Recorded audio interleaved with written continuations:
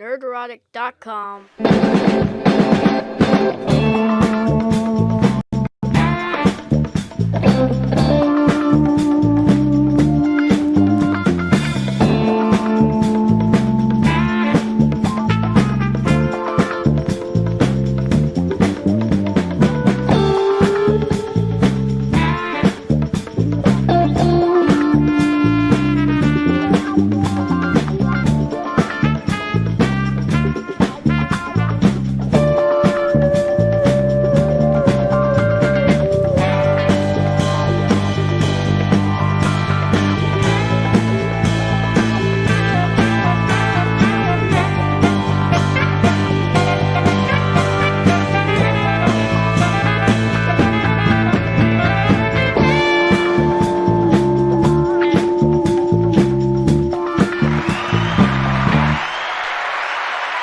Hey!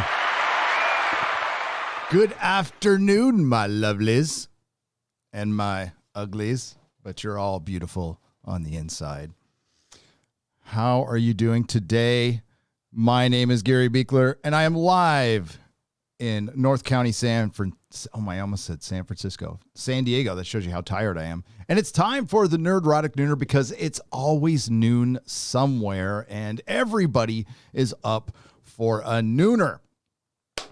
So what do we have to talk about today? Well, we're going to review the finale for The Boys. I was going to do it separately on Nerdrotic Live, and then I ran out of time, so we're just going to combine them both. So the first portion of this episode will be a review of that final episode. A little bit of spoilers, probably a lot of bit of spoilers, to be honest with you. And then after that, we're going to go into the regular show, talk about Gal Gadot and the insanity on Twitter, which is, stupidity, actually. That's what it is. It's more funny than anything else because Twitter is collectively that stupid.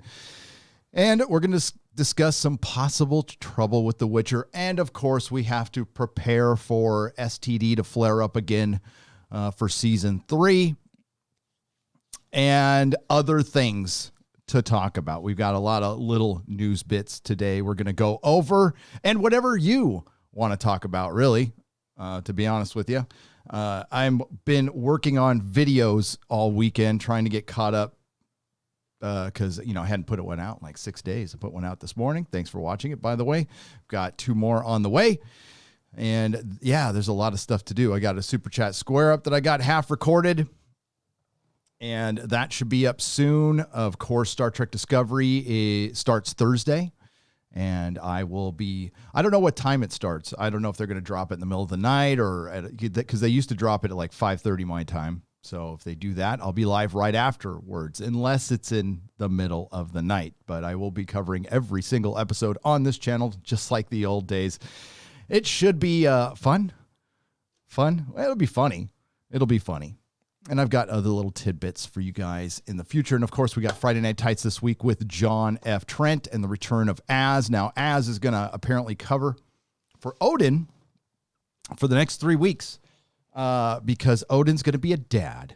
So, honestly, I wasn't checking. I don't know if that's happened or not, but we congratulate Odin. Hope everything goes smoothly. And I guess this year isn't all bad for everyone. John F. Trent just had a little baby back in September. So, the baby boom is starting, probably a little bit early, but the 2020 baby boom next year will be something to see, won't it? Hopefully the new generation will be much smarter than the previous. Hopefully they will save us all, to be honest with you. I tell that to Nerdrotic Jr. all the time. It's like, no pressure. It's just up to your generation to save us. Thanks, buddy. Let's see who's here. Odin Jr. Yeah, that's what he'll be called. Odin Jr. Anime Slayer, Andrew Zacchaeus, Captain Scarlet, Lane Kramer, Surly Unicorn, Loquacious Primate. What's up, Loquacious? Jason Wiz, Aliverate, Alu, man, you're asking me to read, and I have had 4 hours sleep tonight. We'll just say hello, Imakara, and Fatty, and Kathleen McManus, and the good Tom King, as opposed to the bad Tom King. which is all the comic book industry has going for it. You noticed I haven't really talked about it much because there's nothing really to talk about except the new Warriors, starring Snowflake and Safe Space, premieres. Well, it is released in graphic novel form or trade paperback form in about 2 weeks. And we will be reviewing it here. And I think we are going to be doing a live reading on Yellow Flash's channel. Stay tuned for that. I'll let you guys know. Fat Freddy's Cat is here. Selwyn, Venom 6848, Jason Wiz, Captain Opinion, Eric K and his wrench, Liam Neeson's chin, Kapla, Leon. That's great. That is great. What's up, Piola? Oh, she's here. What's up? All right. Well, we got to start out with the boys. So let's do that. By the way, please subscribe to this channel if you haven't already. We're on our march towards 300,000 subscribers. Couldn't have happened without you guys. If it stops today at 292, I'm okay. That's fine. It's all gravy. It's been a lot of fun. It's been very unexpected and and lucky. You know, I mean, there's hard work and there's perseverance, and I certainly don't want to sell anyone short or myself either because I've worked my ass off, but there is a little bit of luck involved too. Let's be real. And wow, it was fortunate considering what happened. And we'll talk a little bit, some California news. We got some California news, and that's my next video is I've got a California, dumpster fire video basically coming out in the next 24 hours or so. But we're going to start with the boys. Season 2, Episode 8, What I Know. And I'll preface this because if you haven't been watching my reviews on Nerdrotic Live, which is where I was usually doing those, and I'm going to split this up. So it's going to be the boys review and then the rest of the nooner. And if you haven't subscribed to Nerdrotic Live, that's where all my live streams go. Friday Night Tights, Nerdrotic Nooner, the Exozone, Inquisition. It's all there. For those of you asking for the Exozone, those are going to be available on my website as well. Okay, so yes, I used to own a comic shop in San Francisco.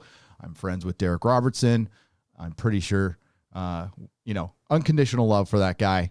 And I've already told the story before. He is the co-creator of the Boys comic book. Okay, so we're going to separate this. I think the comic book is utter genius. It's fun. It's not perfect all the way through, but it has a pretty solid ending. The first, 30 issues or so are just brilliant. Some of Garth Ennis's best work. I thought season 1 of The Boys was pretty good. There's problems I've had from the get-go. The basically cucking of Butcher, all the gender swaps to put essentially mostly women in charge of the more respectable positions. The evil positions will have men in charge once in a while. It's the Boys for the Me Too Times Up era. That's what they've said. That's what they've said. That's not my description, but I think it's accurate. It's what they have said. But I thought season 1 was all right. It was, it still had some of that stuff there, but it was entertaining enough. It was funny enough. And I thought it would be going more towards the source material. And listen, I'm human. And if I'm watching an adaptation of something I liked, I'd like it to be in the spirit of that. And I can't say that The Boys is even close to the spirit of the comic books anymore. It's gone so far off. And maybe I'll do a video review kind of pointing out the specific things I have going on. But I think season 2 was subpar. I know a lot of people are liking it. If you do, that's awesome. I might have the unpopular opinion here, but I thought it was very subpar, predictable, very slow, extremely woke in episode 7. Episode 8 was better than episode 7 by far, but it was only better because it wasn't woke. It was, Jeremy's calling me right now. Should I answer? It says, I forgot I put in there. It says, Jeremy, Geeks and Gamers, Last Jedi Hater. Hey, dude, I'm live. I'm live. You want to say hi to everybody?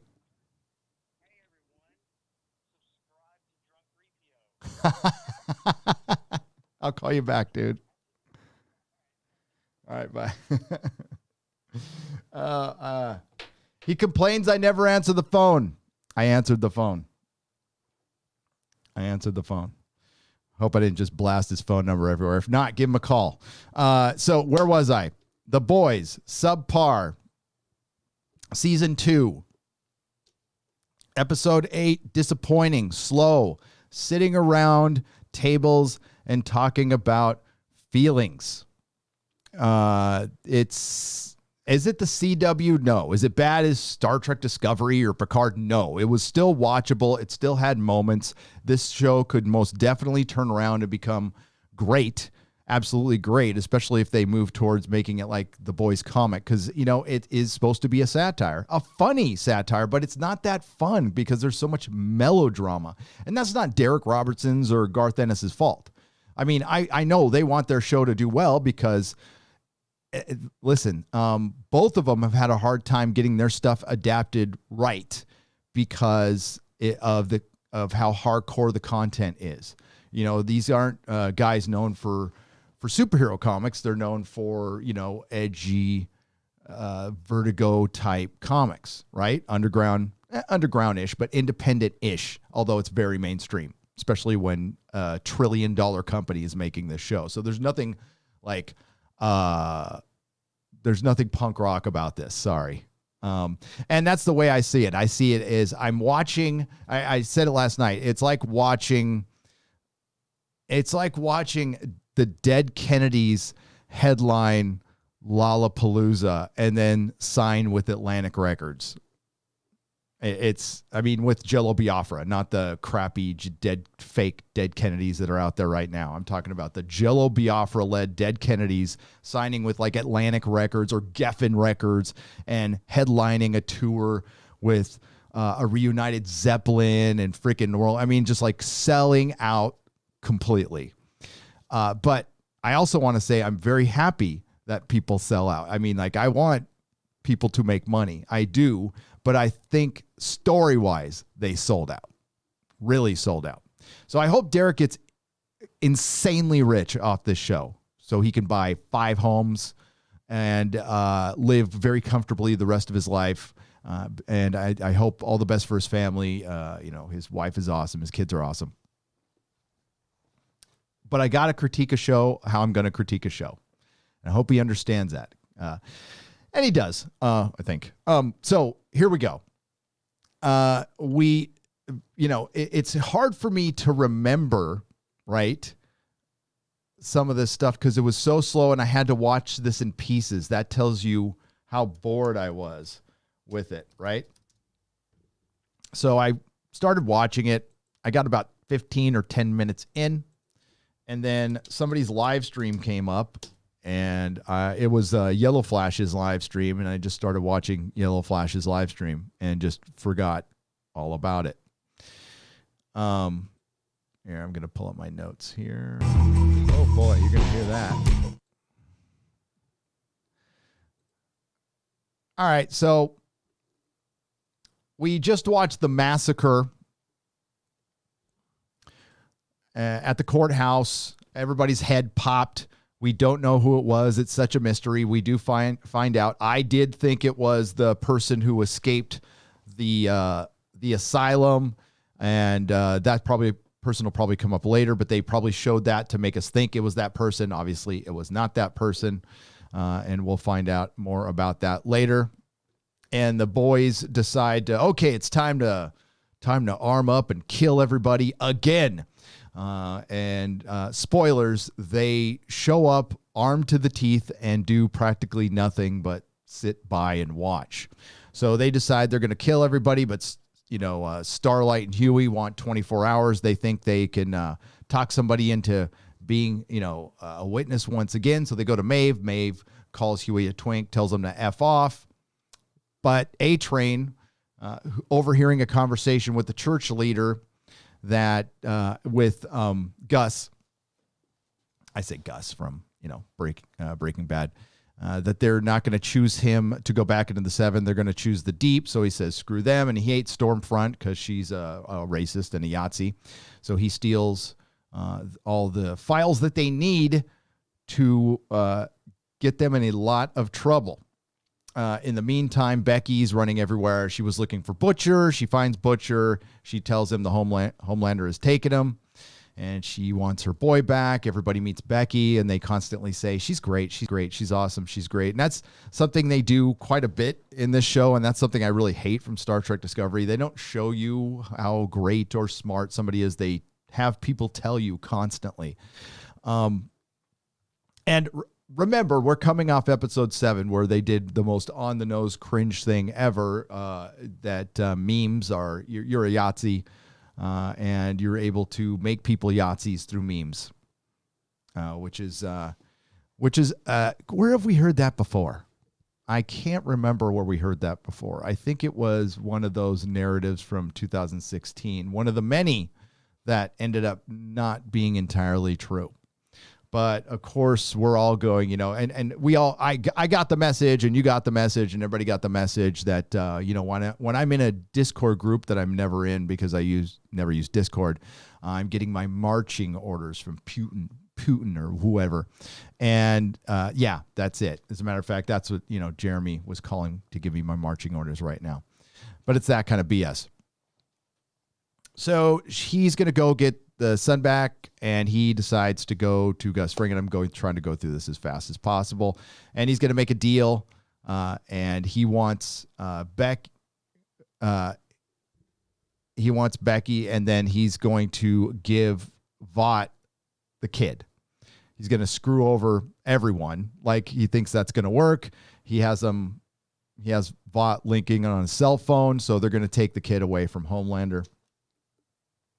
And it's going to be part of this whole thing. Now, we also have AOC and Grace trying to talk the government out of, giving Compound V to the populace, even after the attack. They said, no way, the president's going to go for it. As dumb of an idea as that is. And that's the plausibility problem I have. This might be something that worked with a comic book story, but if we're trying to ground this series and make it reality, that decision absolutely makes no sense. And I know what they're trying to make it an allegory for guns. That's right. An allegory for, gun control. What a poorly timed allegory, don't you think? I think the gun control argument has been eviscerated, even after the events of the last couple days. I think it's been eviscerated. People have tried, but no, I don't think it's going to work very much. So while they're doing a show that's supposed to be an allegory about gun control, they show a bunch of people arming up with lots of guns because they're above it all, right? We also get a scene with, Stormfront and Homelander with the kid. They go to Vought World. He gets overwhelmed because he's a little boy and he's got to be weak. And he's weak and he's scared all the time, just like Homelander was, because all the men are weak. Essentially, this episode should have been called The Girls because it was all leading up to a big girl fight. And then, seriously, the whole episode is we sit around. We got Homelander sitting with the kid for a little while. He talks to Homelander about Homelander crying and being overwhelmed. You get like a little humanity from Homelander, and you see he's like got, a soft spot, obviously, for the kid. And it's more of these are the descendants of bad fathers thing. And then it's just setting up for this op. All right, well, Starlight and Huey get the files off to the internet. They don't really show you. They just, apparently they know somebody who can get to the internet that can get to everyone. And then all of a sudden there was this really cringe meme of Stormfront goose-stepping. So she has been found out. She found out while she was with the kid and Homelander. And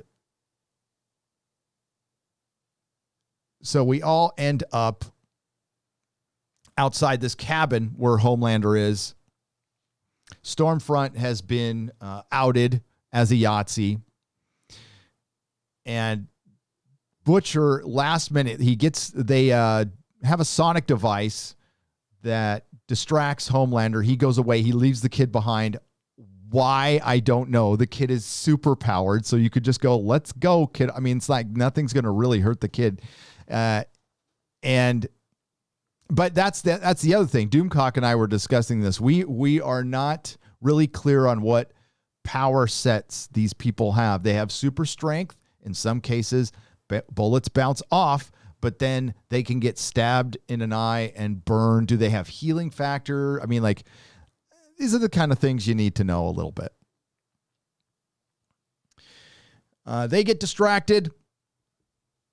Homelander gets distracted. He goes away. Butcher gets the kid, and he decides to double-cross Vought and goes back to Rebecca and says, hey, I was going to screw you over, and I just wanted you and I to be together, but I couldn't do it.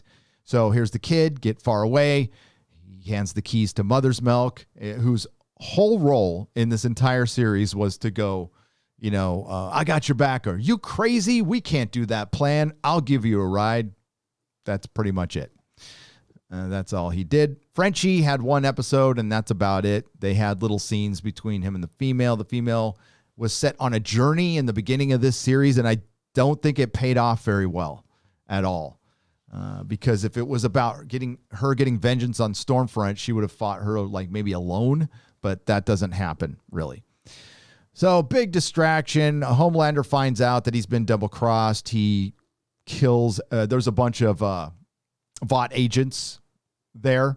I don't know if it's Vought or government working for Vought or whatever. He kills them all, and he's out of the picture. Stormfront shows up, blasts the car that Becky and the kid and Mother's Milk are in. The car goes flying and then rolls a couple times, and Mother's Milk and everybody's fine. Everybody's fine. Then we get our big girl fight. And it's all leading up to this. And, Maeve shows up, and it's Maeve, Starlight, the female, versus Stormfront. And they're all wailing on each other while the guys kind of look on. Maybe they get a couple of shots off, but that's about it. Stormfront gets stabbed in the eye and loses an eye, although bullets were bouncing off. So maybe it was an electronic field. I'm not entirely sure. Doesn't really matter at this point. But she's able to get stabbed in the eye. She does. And she's able to fight everybody off. She heads over to... and then... then the bad thing happens. Becca gets killed. Becca gets killed by Stormfront, and Ryan freaks out and burns the shit out of Stormfront. Kind of it was, like Anakin Skywalker. They had to get their pop culture reference in because that has to be in effing everything right now. And, she dies, and then Stormfront's laying on the ground speaking German with no eye, very Anakin looking. Homelander shows up just covered in blood, and he looks sad. He feels bad for Stormfront, but he knows the score. Butcher's standing there looking over a very dead Becca, and then he picks up the kid. Homelander's going to kill everyone. Then Maeve shows up and does the "I've got a cell phone of video, and that's going to stop you forever" thing. Remember when they did that with a Black Noir, when he had Butcher dead to rights, and then he said, "I've got pictures of this kid," and then that just makes everything okay. They did it again, and that's supposed to keep Homelander in check, but Stormfront didn't die. They're gonna probably either bring her back later, or there's other things you can do with that character, possibly if they use them from the books. But everything just led up to this fight at the end, and the fight was okay, but everything up to it was boring. Wasn't necessarily woke. I think they got that really out of their system, other than hammering it home a couple of times, and there are some cringe scenes. But you know what? That last episode really took me out of the series, like completely. It was hard to even get back into this episode. I didn't even care. And when that happens, I'll still cover the show, but my rooting for it, which I was at some point, I'm not anymore. I'm finding it hard to root for Hollywood overall because now, is it because I like Yahtzees? No, nobody likes Yahtzees. There are no Yahtzees. They're furthering this narrative that really doesn't exist in a very serious and threatening manner in this world. There's about 1,000 more things that are more threatening right now, currently damaging things on the street, burning down businesses, and there's overbearing governments and stuff. But no, let's keep our eye on this distraction, which was, by the way, this was made a couple of years ago. So it was tired a couple of years ago. It's tired now. And that's part of the problem. I wanted to see the boys. The boys were, I'm not going to say barely in their show, but they weren't the center of their own show. Homelander still steals this. Carl Urban's great as the Butcher. When they finally gave him like some Butcher moments a couple episodes ago, which, good, but, and last episode, but that's it. That's it. And, Huey is supposed to be the surrogate for the audience. I care nothing for this character at all. And is it Jack Quaid? Probably. His performance is not bad.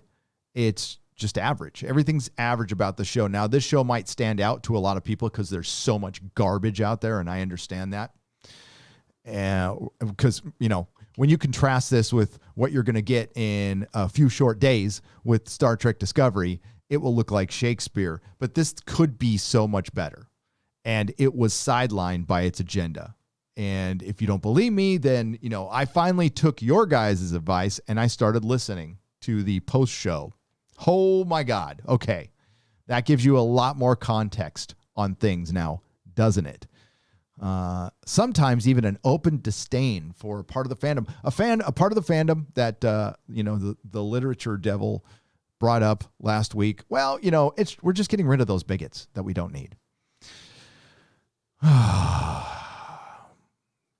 So they hold a press conference where Homelander has to apologize for Starlight because he called her a traitor, and he calls her one of his best friends and Maeve. And Homelander's going to now leave Maeve and her girlfriend and Starlight and Huey alone forever because she's got video evidence on a cell phone, and that's going to keep a god in check. I again don't know how that's. He cares a lot what people think about him, but if he does, then somebody would have gotten video of Homelander. Well, they did.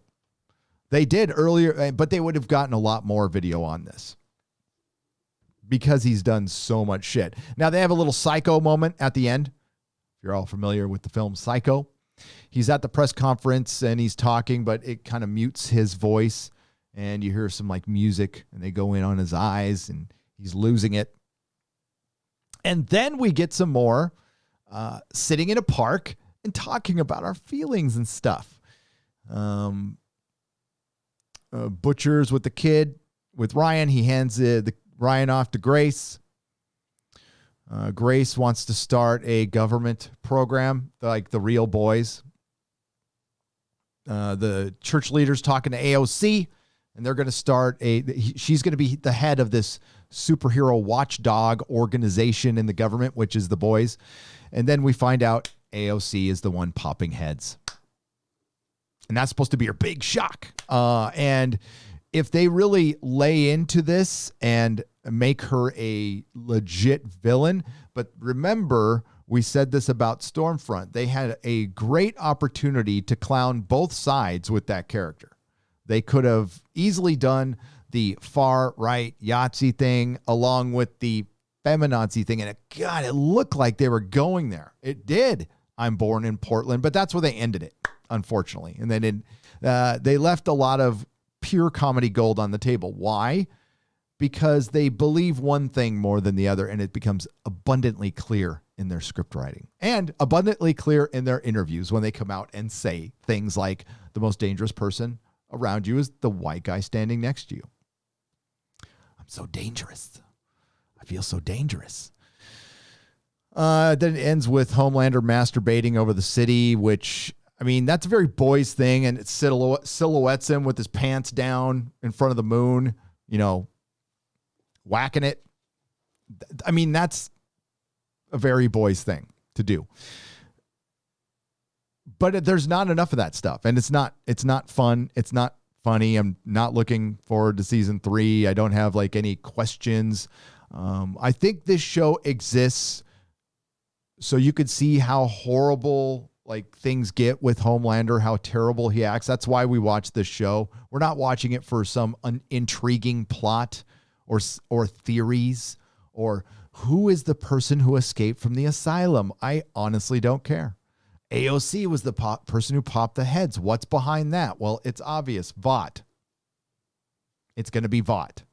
So they could, again, have potential where they could, do what South Park used to do, criticize both sides equally, which would be great. There's plenty to make fun of. But no, drop the ball on that one. And again, my biggest criticism is it's boring and predictable.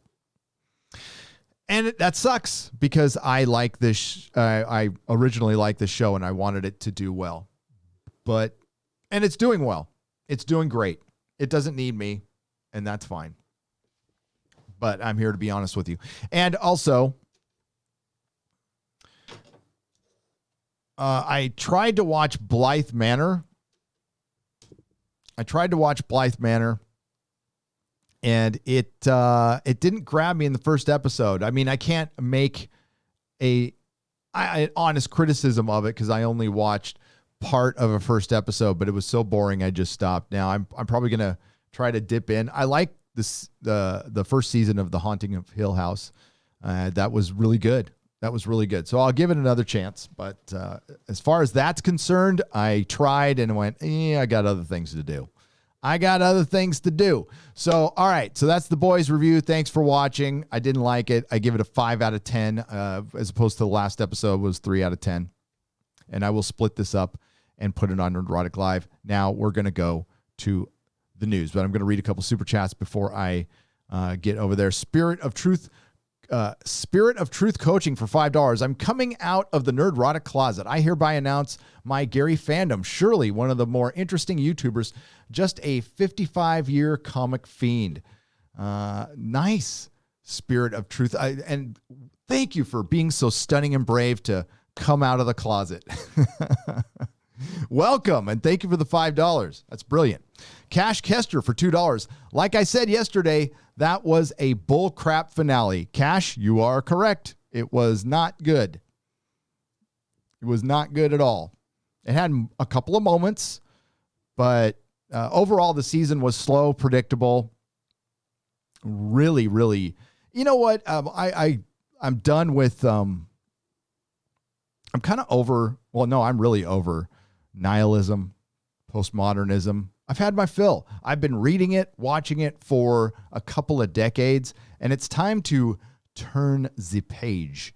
Let's do something a little different. Why don't you inject a little hope and fun and inspiration? But that Hollywood doesn't feel that way. The most ungrateful town in the solar system, to be honest with you. A bunch of very unhappy, disgruntled rich people. Let's feel bad for them, though. Let's feel bad for them. Evan S.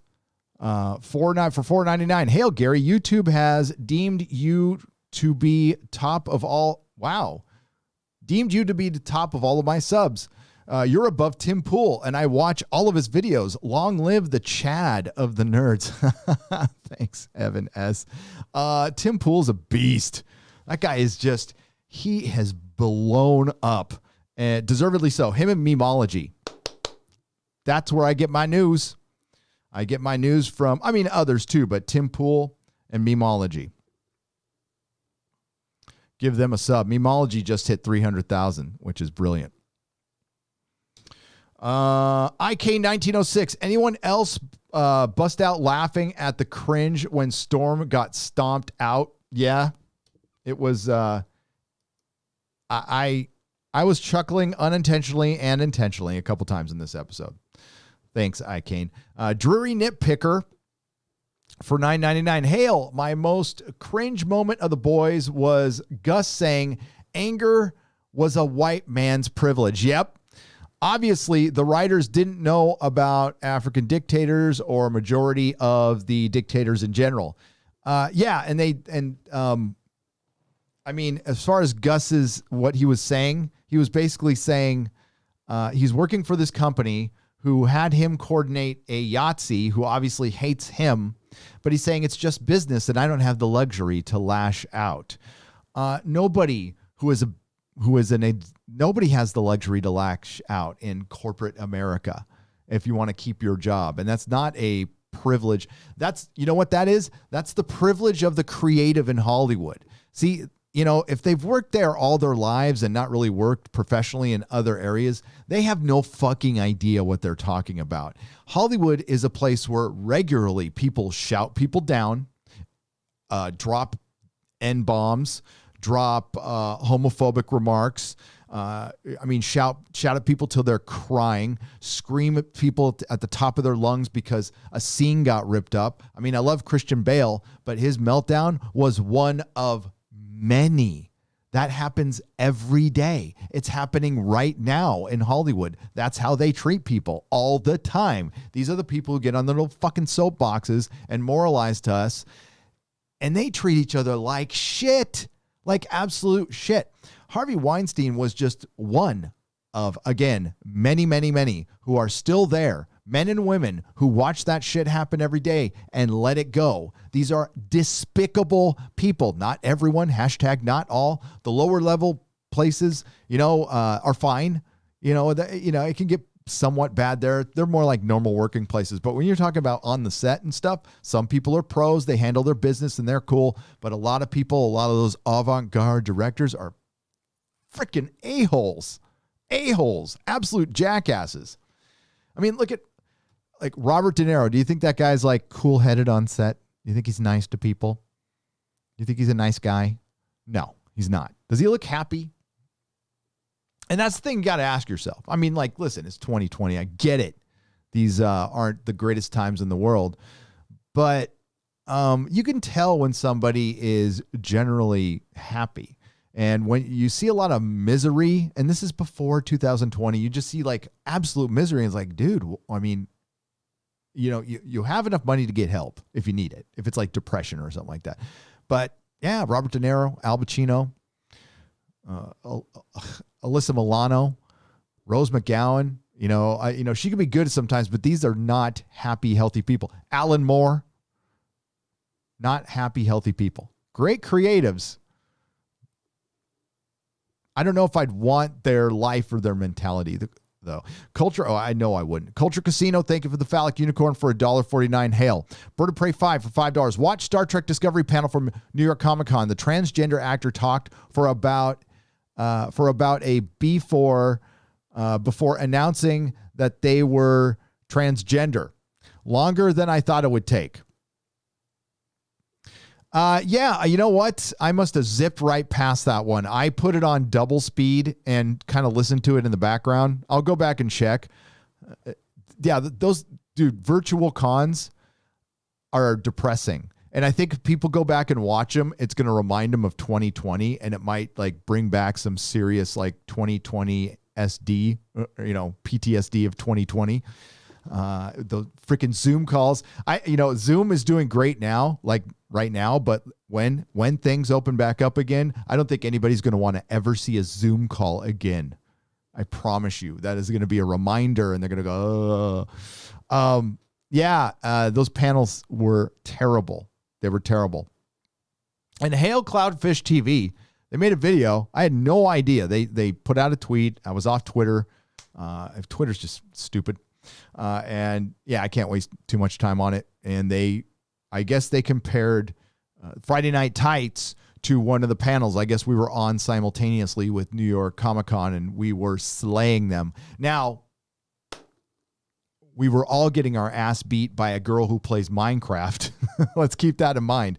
And that's what Hollywood has to compete with. And that's why Hollywood is very, very, very scared. They're scared of you and me and Bird of Prey 5 and 32 flavors of Nick Weiser and Nerd Cookies, because we are their competition now. We can sit there and talk about their old content forever and be competition against them. We can show their own live streams and we'd get more people than they would in their live streams.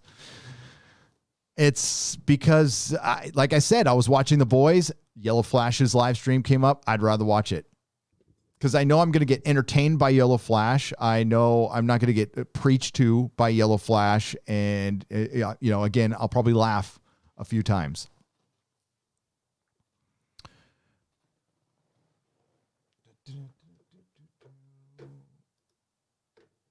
Un momento. All right. Let's get the... hang on.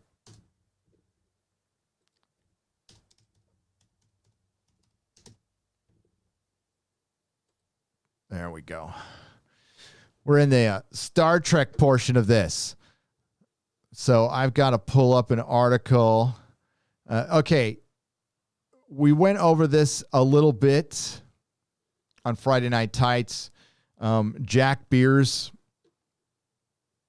was keeping track of the likes and dislikes on the New York Comic-Con panel. Okay. And I think it's way more concerning. Oh, look at this. Hey guys, you want to see some, I got to see if I can show these. Hang on. All right. I got Batman set photos. Person who sent me these, let me know if you want verbal shout outs or not for this. Verbal shout outs or not. But here we go. Let's do some Batman set photos and then we'll get to the Star Trek stuff. Apparently these are new. These are new. Now, very exciting police truck with, you see these all the time in London, England. I don't know exactly where they are. Let me move this over a little bit. But person who sent these to me, let me know in the chat if you're there, if it's okay if I shout you out, because I don't want to get you in trouble. Here, I'm going to have to kind of go back and forth from these as I change it because I can't see my arrow right now. So we'll go boop, and then we'll go. That's good.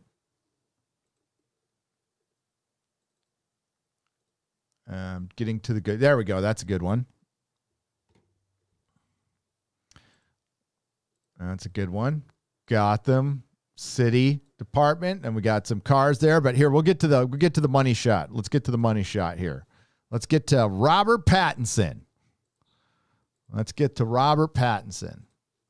Somebody I am not.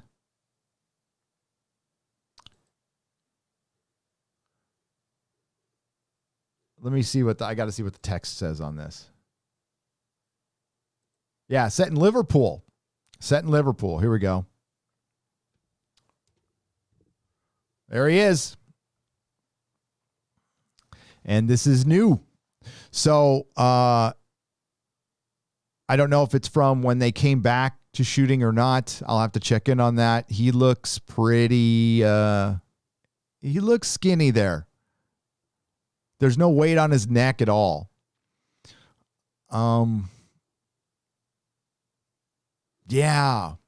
Listen, as far as the Batman is concerned, I am open-minded about it. I'm willing to give this movie a chance. I'm not loving his casting. I'm not loving what I see, but my mind could be changed with a good movie. It's been done before. When I saw the Joker, I'm like, why do we need this? I mean, Joaquin Phoenix is great, but why do we need this? And it's not going to have Batman. It's just going to be a one-off. And all right, whatever. I mean, like I wasn't super excited about it. Then I saw it, and it was just simply the best movie I saw that year. So could that happen here? Yes, absolutely. But, a fourth time out on Batman, I just wanted to see an established Batman with Robin, with the Bat family, full rogues gallery of villains, fully functional Batcave. And maybe we'll get that. We'll see. But it looks too damn skinny to me. And no, Batman doesn't need to look like the Hulk, but he needs to look like he's in shape. I know the suit will cover it, but I don't know. The Batman I grew up with didn't need a suit of armor. Again, Batman could kick the shit out of 72 ninjas naked. But there you go. Set photos. I don't know. The movie's been delayed till 2022 because of the coof. I don't know if there's a lot of rumors going around that there's other trouble on the set, including Robert Pattinson, and he wouldn't be the first person to sign up for Batman and then regret it because you're in a costume all the time and it's a pain in the ass role to play if you're a big star or if you think you're a big star. That's why you should probably usually cast unknowns in these roles so they appreciate it a little more. And we'll see. We'll see. But there you go. And thanks, person who sent that to me. And again, let me know if it's okay, and I will give you plenty of shout outs. Plenty of shout outs. All right. There you go. This is why you turn into the nooner. I am going to go find Star. Okay, we're going to get a little fluff Star Trek article here.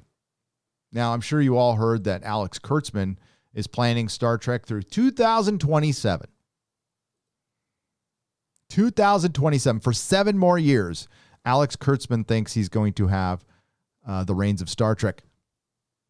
I'm not going to question anything anymore after this year. I'm just going to kind of just wait and see. I don't think so. I don't think Paramount Plus will be around in 7 years. I think it will be, here's my prediction with Paramount Plus, with a lot of the streaming services. They are going to fizzle and fade, and they're going to have to get into partnership with Amazon or Netflix. And it might even turn into a streaming war 2.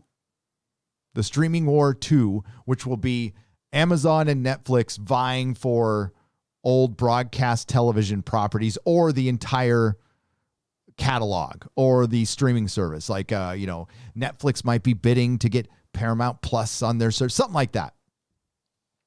Because all of these streaming services, are not going to survive. In the early days, I thought they would because, I didn't know much about them. So I thought it'd be a lot cheaper just to have everything, in-house and you could just store it. But I didn't think about server costs and how much it actually takes to keep these things running. And unless they refine that, which they could, I don't know how they're going to be able to afford it because these things don't bring in the money that a broadcast television network can bring in with those, fat advertising dollars or billion-dollar films can bring in. Remember, Hollywood was getting injected with, hundreds of millions of dollars like clockwork every Friday for decades. And that stopped. And they're freaking the F out. And they should. They should. Okay, Star Trek Discovery jumps past canon into Strange New Worlds. No. Well, it jumps past canon, and everything it does establishes it. It gives that canon an end. So jumping it to the future 930 years can potentially do more damage than it actually being a prequel. You notice they never try to just make a story. There's always got to be something tied in. Now, this will be interesting. This is going to be it'll be very interesting to see how season 3 turns out. Because I don't think there's a hook to this one. There was a hook. There was Pike to season 2. There was the curiosity factor in season 1. I think everybody knows what they're going to get with this. And I just think it's going to be how cringe will it be? Star Trek Discovery jumps past canon into Strange New Worlds. By jumping 930 years into the future, Discovery gets out of the constraints of previous Star Trek series, at the same time gives itself a shot in the arm. Oh, really? Oh, really? Star Trek Discovery's second season ended with the crew of the USS Discovery jumping 930 years into the future. It was a blind leap into the unknown. Well, they came from the unknown. They didn't know what they were doing in the series. They had defeated their enemy. They didn't need to jump there, but they did it anyway. I want you to think about that. So season 2 was about an artificial intelligence that wasn't quite an artificial intelligence, but it had enough consciousness to know it wanted to be an artificial intelligence. And it just needed more information to become an artificial intelligence that it knew it wanted to be. So it must have been aware and conscious, but not quite enough. And it just luckily happened to find a giant planet that flies around observing things and storing data. And that planet just happened to cross the USS Discovery and wanted to give them all the data. Isn't that weird and coincidental? So they defeat the artificial intelligence because they had a time-traveling suit and they were following these signs, but then they found another wormhole or anomaly where they could go into the future, and they lost a probe, and that probe accidentally turned into like evil V'ger and wanted to come back and kill them all, but it wasn't quite an artificial intelligence yet. Well, they defeated their enemy and the plan was because the artificial intelligence needed that one piece of information that was on the Discovery in their data bank. So they had to get the Discovery out of the timeline, but they defeated their enemy. It was neutralized. It was done. They didn't need to leave, but they left anyway. Yeah, Star Trek Discovery. For viewers, this might be the best thing that's happened to Discovery, which premieres on Thursday on CBS All Access. Disclosure, CBS All Access is owned by Viacom CBS, which owns CNET. You can't see it, but this is a CNET article. The show has spent its first 2 seasons tiptoeing and contorting itself around different aspects of Trek lore. Here we go again. From Michael Burnham, Sonequa Martin Green's relationship with foster brother Spock. Why did they have to tiptoe around that? Is it because they gave Spock a stepsister that nobody's ever talked about? They couldn't have just, created a character that has their own family? Why are you acting like it's the Trek lore's problem? It's like Alex Kurtzman writes these. Foster brother Spock, Ethan Peck, and father Sarek, James Frain, to the question of bald Klingons and why we never heard of a super advanced starship able to teleport anywhere through a mycelial network of spores using a giant blue tardigrade that they stole from Anas Abdeen, in my opinion. And while Discovery did an okay job, wow, they can't even get their own website to give it like major props. An okay job of getting Discovery to fit into canon. Are you fucking kidding me? It was all a little exhausting. Which is why this time jumping past any established canon is so exciting. It gives Discovery a breath of fresh air and a chance to tell completely new stories. I'm guessing, I want to predict, I could be wrong, but they're going to say that these stories will be more accessible and relatable or relevant. I could be wrong.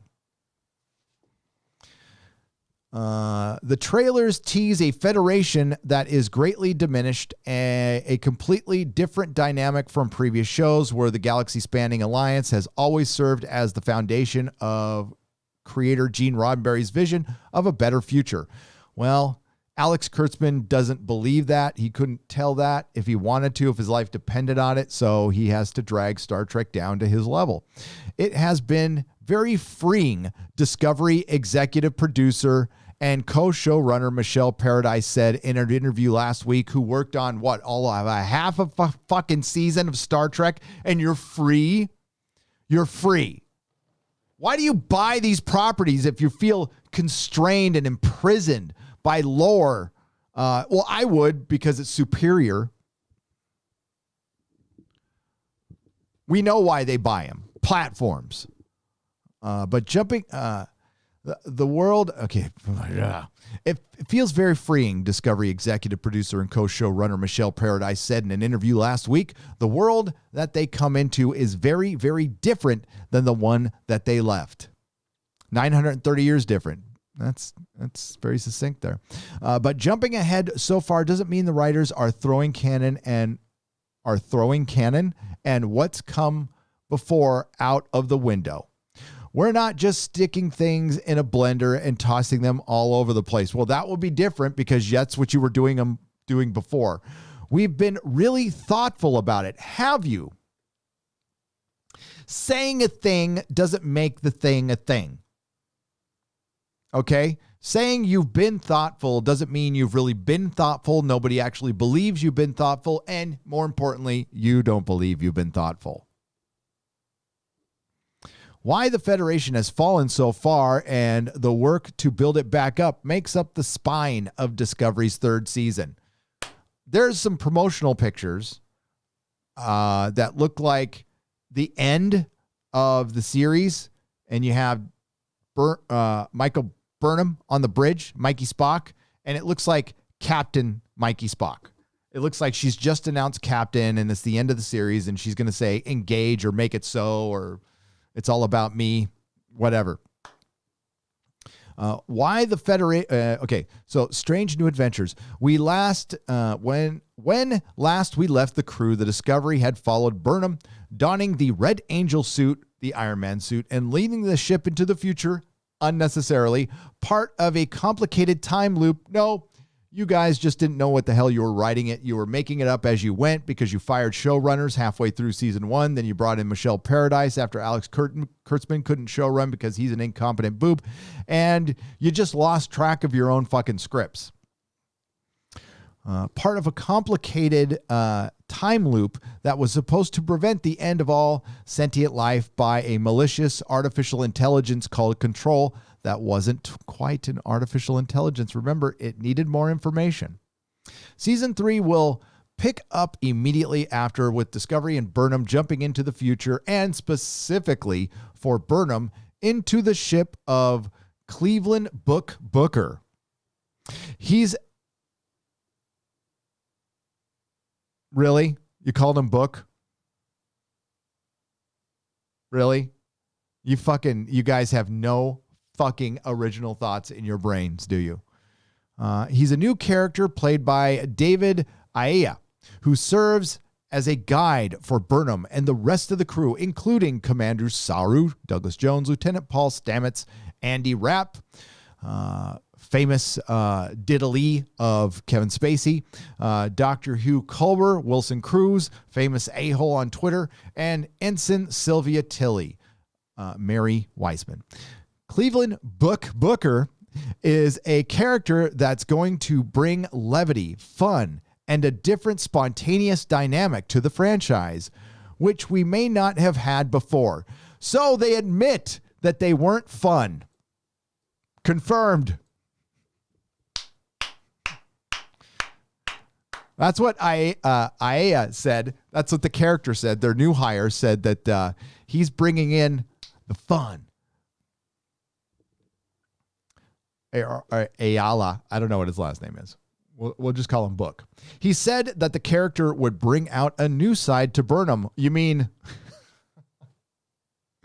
that would require a side being out? Yes, there are sides to a block of wood. You know, a 2x4. There's the 4 side and the 2 side, and there's the top and the bottom. But they're all blocks of wood. It's all wood. Teasing a bit of mischief in process, Ayala said that he was excited about the new kinds of technology he and the rest of the cast get to play with, considering how far flung into the future they are. He talked about an energy gun glimpsed in the trailer called a Talawa, a Jamaican... It means mighty. That gives audience a sense of advanced technology and just how different everything is now. Here's the deal. I've got a couple of Star Trek fans in the chat there. What is the first thing that crosses your mind, Bird of Prey 5 or Captain Spire or who's ever out there, that they're in the future and they have access to technology that's 930 years ahead of them? That is going to fuck up the canon beyond belief unless you never bring the Discovery back into the timeline. That's the only way you don't screw everything up permanently, because you have a ship that now has access to technology from 930 years in the future. I'm guessing you can adapt it. You can get designs. That's all they would be doing. They are, they are a science vessel. For Christ's sake, a research vessel. That's what they'll do. They'll like, oh, we got access to the technology. We need to download everything and bring it back.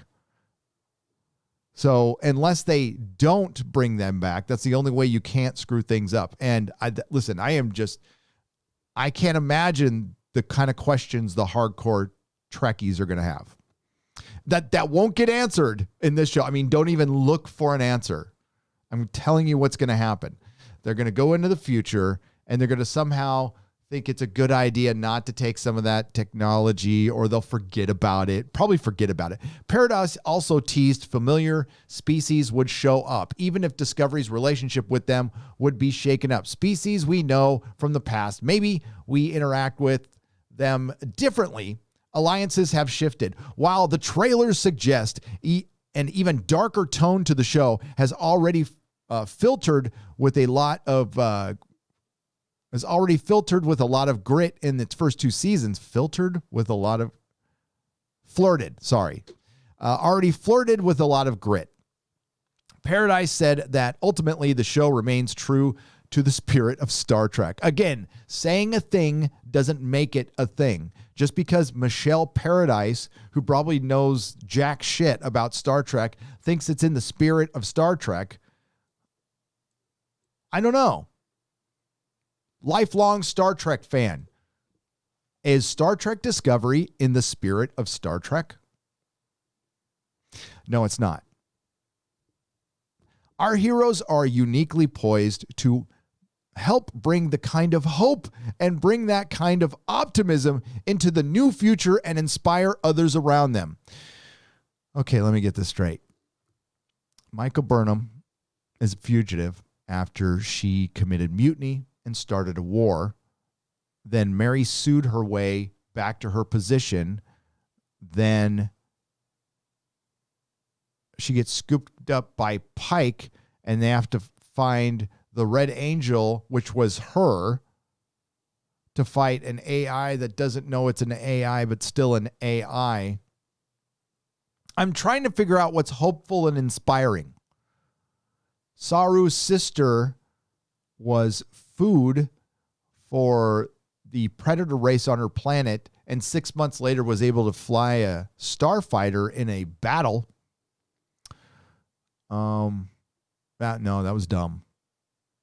I don't know what's hopeful and inspiring. See, they say these words, and that's what they do. They're going to write what they write. They don't know what fucking hopeful and inspiring is. So what they're going to do is they write it, and they don't know shit. So they actually go online and they hear us going, man, we need something that's hopeful and inspiring. And they're all, okay, we'll just use those words in our interview. Empathy, hopeful, inspiring. I don't know what these things mean, but apparently the humans who used to like the old Trek that we bought and destroyed really like them.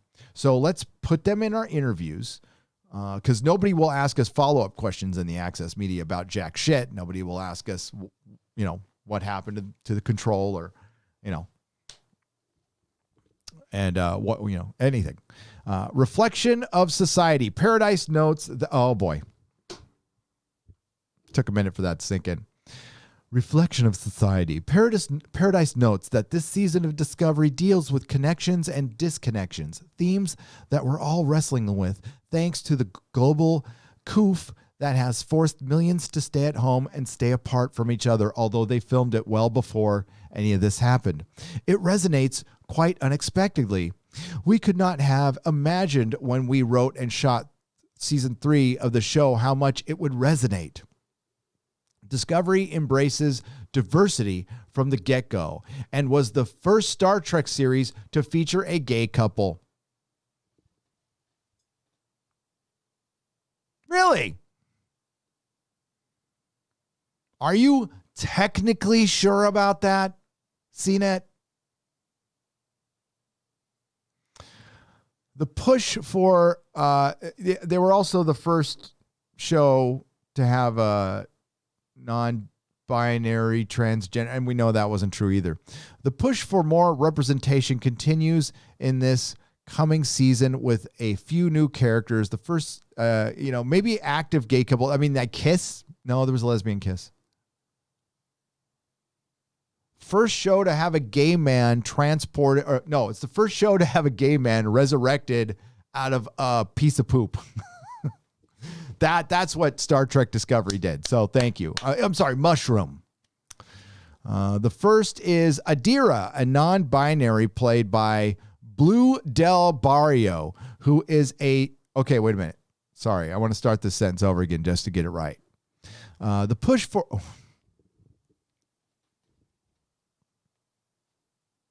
You know, when sometimes you eat, I like pickles, and they're sour, and it just makes you go, that's what just fucking happened right now. Discovery embraced diversity from the get-go and was the first Star Trek series to feature a gay couple, Stamets and Culber, in the main cast.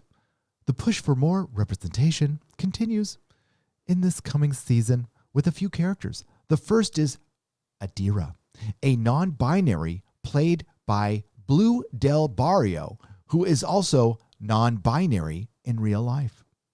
The second is a transgender character, Naamid. I don't know if you can see this. Apparently she's not named. She's Namiad Gray, played by Ian Alexander, who is the first out transgender Asian American to appear in a TV series. Really? I feel like that isn't true. Oh, wait, I remembered. I don't care. Ayala, who concedes he wasn't a Star Trek fan before joining the cast. Now, listen, actors don't need to be fans.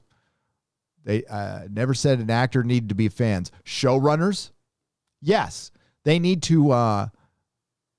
They need to be fans by the time they're running their show. When you're taking on an established property,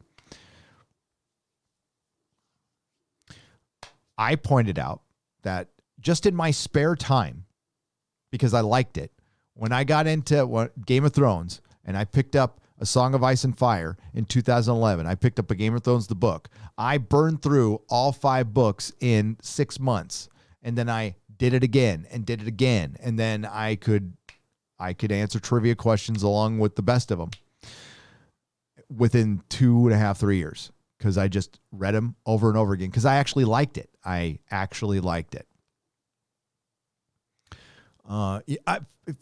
If I had time, I would just watch Star Trek and Doctor Who all day, every day. I catch pieces of one at least every day. I'll switch between, right now it's Classic Who and TNG. Original series is still the best. And no apologies at all. It's true. For Paradise, it was important. Okay, so I jumped ahead. Sorry. Ayala, who concedes he wasn't a Star Trek fan before joining the cast, this is distracting me. A Star Trek fan before joining the cast said he was still struck by the legacy of diversity left by the franchise. Is that what you were struck by? Not like your paycheck or the fact that you're in Star Trek? Yes, it has a legacy of diversity. It also had a legacy of meritocracy and doing a lot of great things for television. It also had a great legacy of getting its message to the most people possible and not really alienating any of their fan base. It also had a legacy of hiring writers who were competent. But, legacies end. That's why they're legacies. Star Trek for me, and I'm sure for many other people, has always been at the forefront of normalizing diversity. For Paradise, it was... they're all acting like this is fucking new. These self-important, self-aggrandizing pieces of pompous asses. For Paradise, it was as important as staying faithful to Star Trek's long-established lore. So you apparently don't give a shit about diversity. I wouldn't compare that. Again, saying a thing doesn't mean it's a thing.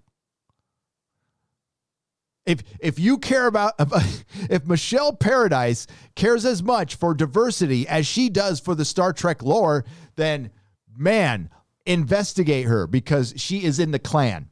Star Trek has always valued diversity, and Gene Roddenberry started it back on the original series, having a diverse cast at a time when diversity was not a thing one did on television. Paradise said, "We're making sure that we honor that by alienating as much of those bigots out there, because I'm not a bigot because I value diversity." I'm talking like Michelle Paradise.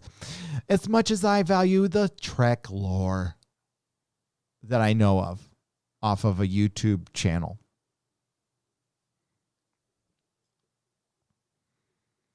My prediction is Michael J. Crawford is going to love this season. He's going to turn it around. He's going to turn over a new leaf and say, "I love Star Trek Discovery now." And good for him. God bless him. Hope he's doing good over there. What a bunch of garbage.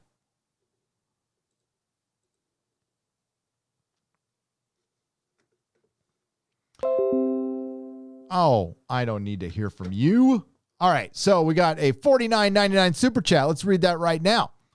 Thank you very much. And let's get to your questions, and we'll get to you. If you were looking for a good horror graphic novel, I am writing one right now, and it's up on Indiegogo titled Massacre on Route 66. The perks are you can vote and how the book is made. I normally do not do this, but I like your channels. Well, awesome. Okay, so it's called Massacre on Route 66.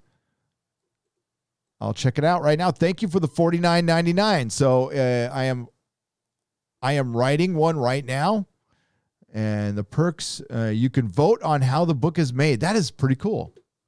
I like that. Thank you, American Knight Rider. I appreciate you. I'm going to go over there real quick, and we'll take a quick look at it. I put in Massacre on Route 66, and it gives me the Vegas Shooter. Why does it give me the Vegas Shooter? I guess I got to put Indiegogo.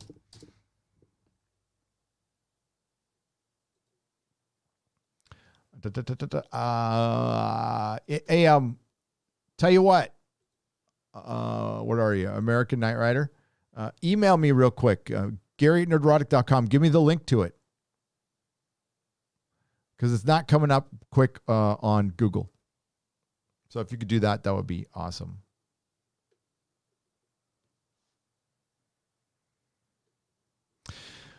But thank you, sir. And I'll check my email. Where were we? Bird of Prey 5. Thank you for the $5 super chat. Kapla, my friend. Shinra's Demise for $5. I really hope season 3 isn't woke, but third season's the charm for the SJW nags. As far as the boys, we'll find out. I would say the answer is season 2 was woke. It was woke. Is it as woke and cringe and intersectional as like Westworld season 2 and 3 and Watchmen? No. But it was there. It was there. Boys season 2 is like, I'm not going to watch it again. I would watch season 1 again. I'm not going to watch it again, but it was watchable, but I mostly did not like it at all. And I know it's going to be an unpopular opinion, but that's how I feel.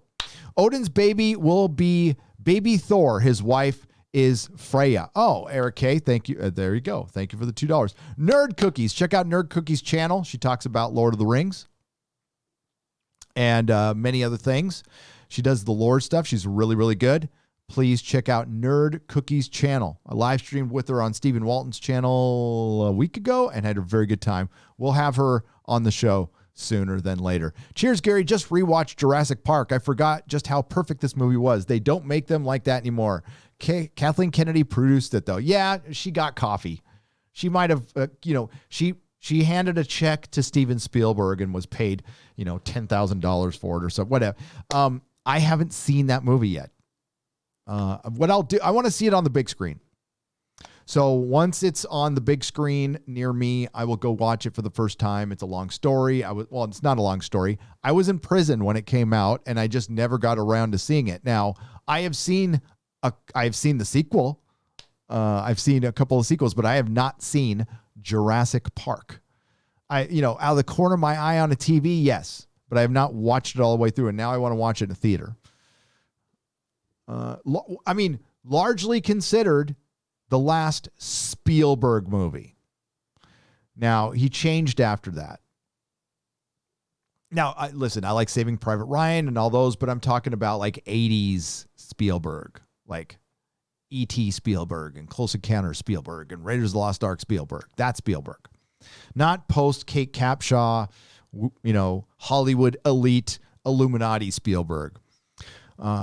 You are more interesting than anything on TV, says Polaris Sucks for 2 Canadian pesos. Well, thank you. Well, you guys help a lot. Like a lot. So thank you very much. I appreciate you all. Oh my God, that Star Trek article. I thought it was just going to be a bunch of blah, blah. But that ending fired me up. I hate the show with the passion of 1,000 suns. TM Doomcock, thank you very much. Whew. Hey, I want you all. I think Doomcock needs to resurrect his reviews with Harvey. I really do. I'm going to try to talk him into it. I know they're a little more work and stuff, but I think he needs to do it. I think it's time. I think Star Trek Discovery would be a good time to do that. Because I'm resurrecting my reviews. I was up till 6 in the morning. I was up until 6 in the morning working on videos. I woke up. Thank God my kid didn't go to school today, because I was like, awesome father, slept till 11:30 a.m. I should be ashamed of myself. He got, he's old. He can take care of himself. But yeah, not good. Mom calls me and's like, what are you doing? I'm like, oh, well, I had to finish a video. I uploaded that Lord of the Rings video at like 6. That's when I went to bed, and I hit a timer on. I can't even remember what time I put it up for, to be honest with you. And honestly, I watched it a bunch, but I didn't do the final pass. I usually watch it before I release it. I think I started watching it and I fell asleep. Smooth Jam California for £5. I feel bad for Cavill. He seems like a stand-up guy, but he constantly gets pushed to the side in all of his projects. Superman deserves better. Cavill should be the biggest star in Hollywood right now, without a doubt. Without a doubt. His trajectory was always up. He hit a little bump in the road, but then The Witcher happened, and it realized his potential. Something Warner Brothers didn't do. Something the man from U.N.C.L.E. did, by the way. I got to give credit to my old co-host. He was bugging me like crazy to see that movie. I'm like, I don't want to see the fucking man from U.N.C.L.E. Like, why did they even resurrect it? Then I finally saw it. I'm like, oh, shit, he's right. It's really good. It's really, really good.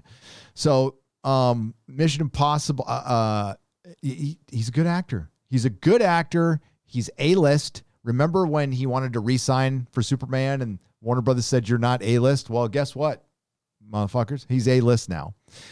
And he's just in the wrong era. I almost titled this whole live stream, Hollywood no longer needs the white male lead.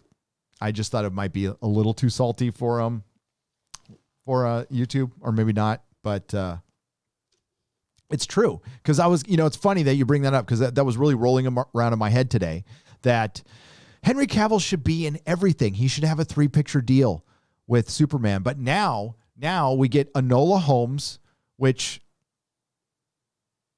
I'm just going to say somebody I'm related to likes it. Okay, so I'm not going to watch it. I haven't seen it. It looks pretty cringe to me, but somebody I'm related to likes it a lot. So, but I don't hate them for it. See, that's the big difference. I love them dearly.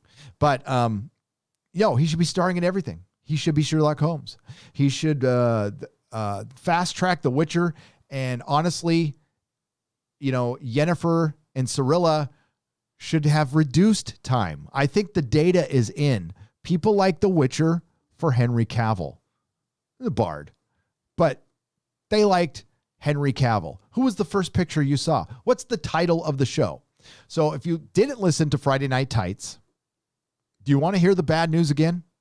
I did it on the Inquisition last night, but The Witcher is not going to be the main character in his own show. So if you recall, if you watched quartering videos, because he was covering it the most, prior to The Witcher coming out, the writers on that show were acting like SJW a-holes and being combative with the audience. This is all forgotten now because the show was good. To a lot of people, it was good. For me, 7.5 out of 10. I liked Henry Cavill in it. I like some of the concepts. Almost too much Yennefer, but the actress playing Yennefer was really good. I liked her. Cirilla, nah. She's nothing to me. She wasn't terrible, but really kind of boring.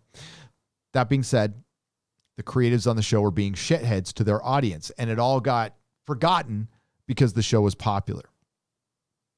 But it was the quartering who reported, because I went to the article, that's where I heard it first, that they originally wanted to make this show from Yennefer and Cirilla's perspective and not the Witcher's perspective. Now, the books, I guess, shift focus later, some of the short stories, and I haven't played the game, but it looks like it's from the Witcher's perspective to me. Well, season 2 is not going to be from the Witcher's perspective. Now, could it be a possibility that we might get more Witcher, but we're just getting it from Yennefer's perspective? Sure. It doesn't really matter whose perspective you get it from, as long as, there's Henry Cavill in his own show and he has the majority of the screen time. And that's how you want to be successful. You give him the majority of screen time. I'm sure Netflix is paying for focus groups, but here's how I think it went down. Laura Hisrich, right, is the showrunner. She's been involved in some other Netflix shows. Some of them have been okay. Some of them haven't. So she gets a success with Witcher season 1. But she originally wanted to have it from a different perspective. She gets her success. They allow her to do season 2 her way. And then we get this. I probably should have pulled this up before, but hang tight. This ain't good news.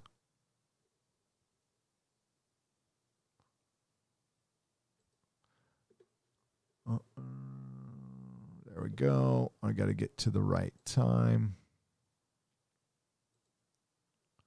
Almost there.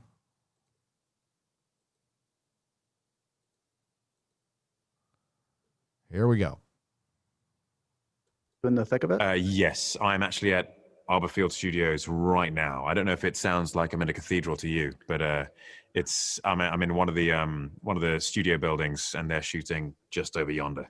I just assumed your home was a scary black box that just had no well, furniture. Actually, ironically enough, it's only black on the back. The rest of it looks like a super budget Fortress of Solitude around me. It's all white polystyrene walls. I wish we could turn the camera around. Oh, wow.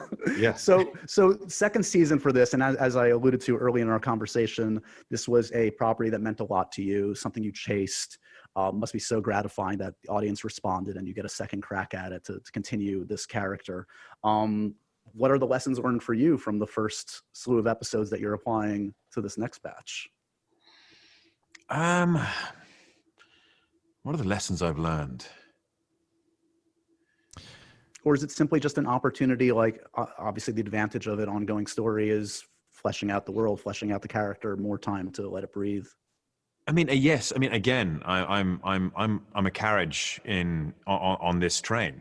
All right, so he's going to be very polite in this and very like a good soldier. He even says it. He's like, Henry Cavill seems like a really good guy. He's not trying to throw shade, but he's also being very honest here. And the fact that he opens up and you're going to hear what you're going to hear means it bothers him in the most gentlemanly of ways, but it's bothering him. It's clearly listen. If you haven't listened, listen along. And it's about finding my character's place within the overall vision of the showrunner. The showrunner has a particular vision for the show and for the characters in the show.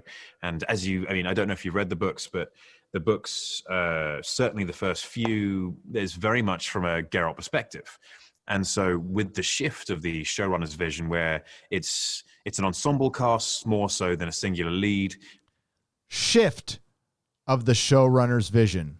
And the perspective is shifted to be almost more of a Cirilla Yennefer perspective.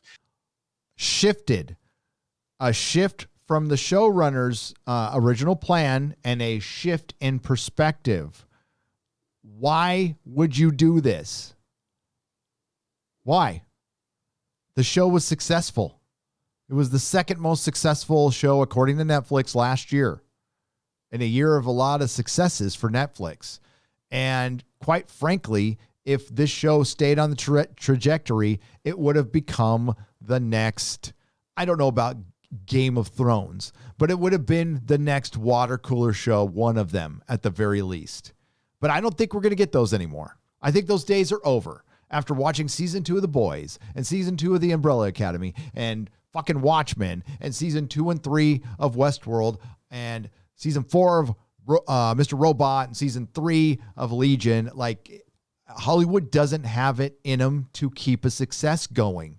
They have this Tourette's type of urge to just get political. Once, like, you can tell they're holding back. They have to be good in the first season so you'll watch. But once you're in, it's like, oh my God, Orange Man. You know, it's like they've been holding it in all year. It's completely ruined the town. I don't care if you're a fan of the president or not. You cannot deny it has ruined the town. I have a lot of people come in my member streams and email me. Again, all sides are pissed about what's happening. They condemn the violence, they condemn the division, and they just want our escapism. So remember that the journey we've gone on is Hollywood isn't political. You're seeing ghosts. And then it's always been political. And you're the one who's changed and become a bigot. And then it's become, when we ask for just no politics and hope and inspirational, it's never been hope. And you're an infant if you want something with hope and inspiration. Everything adult needs to be dark and filled with shades of gray. And there is no such thing as good and evil, and it's just tiresome. And so it's about finding my character's place within that vision and making sure that I do everything I can to be as faithful to the source material as possible that I can be within the structure set out for me. And Right. so, obviously I want to be a loyal soldier and I want to make sure the train keeps on running. I'm not going to derail the whole thing. It's about making sure I play my part in it, but also maintaining my love and belief for the fantasy and the books and indeed the games, because a big gamer and that the stuff which CD Projekt Red did, absolutely stunning, and they set the bar super high for when it comes to everything Witcher. And so, yeah, it's about finding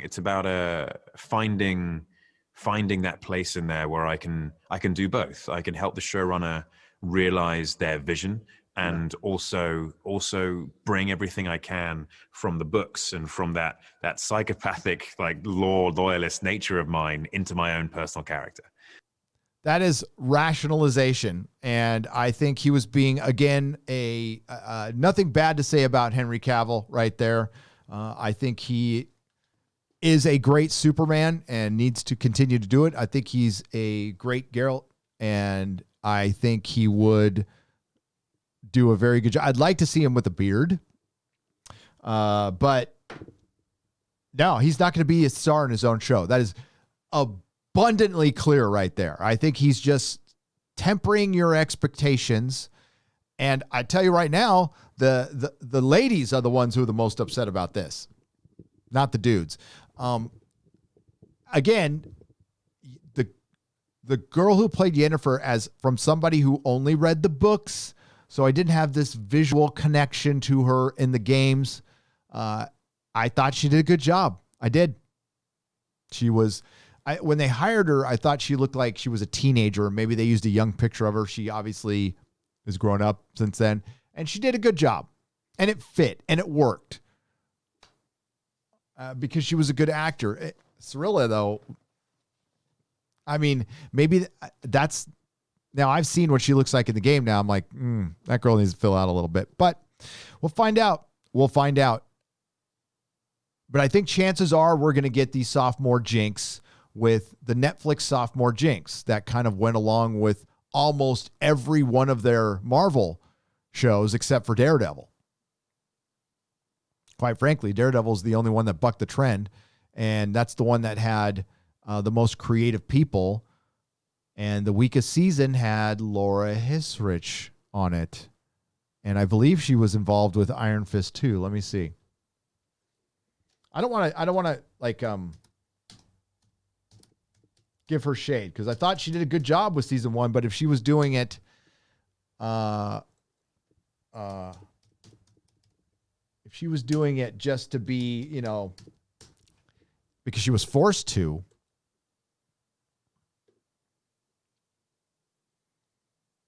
I mean, I'm hoping, I'm sorry, did I say it's Laura Schmidt? I thought her name was Hisrich. I could be, I'm wrong on that one. Sorry. Why did I keep saying her name wrong? My bad. It's Laura Schmidt, but I thought it was Hisrich. Where did I get that from? Maybe she had a hyphenated name or something, but Laura Schmidt. And she worked on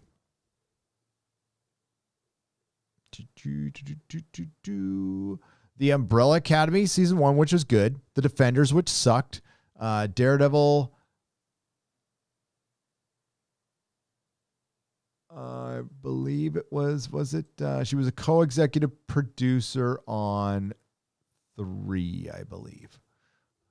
And then Power, Do No Harm, Parenthood, Private Practice, and that's about it. As a writer, she's worked on a West Wing. So I mean, she did a decent job in season 1. Could it have been better though? Well, we'll never know. We'll never know. The Witcher lives and dies with Henry Cavill. So that's pretty much it. It's not about Laura Schmidt. Sorry, I got her name wrong.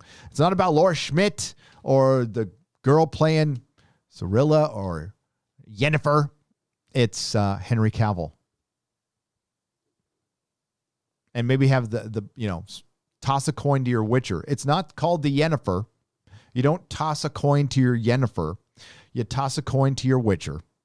Shit. It's really that simple, but Hollywood could fuck up a good lay. They really could. I knew within about 5 minutes that The Boys season 2 had been hijacked. I couldn't make it past 2 episodes. Is there anything of value after episode 2? Douglas A. Burton, not really, no. Read the comic books for $4.99. Thank you for the $4.99. Read the books. Bamagrad, what's up, Bamagrad, for $12? Hail, Gary. I hope you and the family are doing well. I am working on a Halloween care package for you. Why, thank you. But I need your t-shirt jacket size and the t-shirt size for Nerdrotic Jr. I wear a large t-shirt, and Nerdrotic Jr. would wear now a medium. He's getting big. He's growing up like his brother. The Wagner line, is that they are strong. They are very strong. The in-laws. Thank you, Bamagrad. I appreciate it. Francisco Sanchez Jr. for $20. Hail, Gary. I got some anime manga recommendations for you. Monster manga or anime is great. Full Metal Alchemist Brotherhood, yes. Anime or manga. Pluto, great manga. Vagabond, astonishingly great art and story. That's it for now. I will keep it all in mind. Now, Full Metal Alchemist, I am aware of, and I've watched some of that stuff. It was in my, and I still need somebody to take credit for it. Whoever sent me Attack on Titan season 2 and My Hero Academia on Blu-ray, let me know. Shoot me an email so I can give you credit. You send it to my P.O. box, and I was like, that's brilliant, but you didn't tell me where it came from. Stargate 404 for $5. Just started The Boys last week. Sad to see it spiral into woke decline. Storefront was almost as annoying as she was a Portlander, and a Yahtzee. Yeah. She was supposed to be annoying.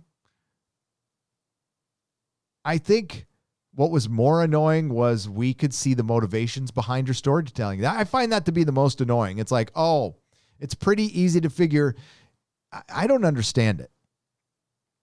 But this is something that I learned when I moved to San Francisco. And this is woven into the DNA of people who are lifelong San Franciscans,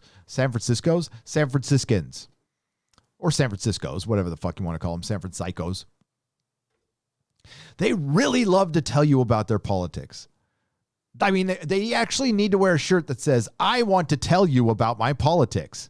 Like, you'll meet somebody on the street, and I related it to Bush because it was back then, and they're like, oh, how you doing? My name's Bill. That goddamn Bush. Yeah, I mean, that's how shit would go down like that. Like, that's how they greet each other. Hi, Phil. Fucking Trump, Bush, Republicans. That's their greeting. They just need to be. And I went, San Francisco, you find out like the hippie movement was all about anger.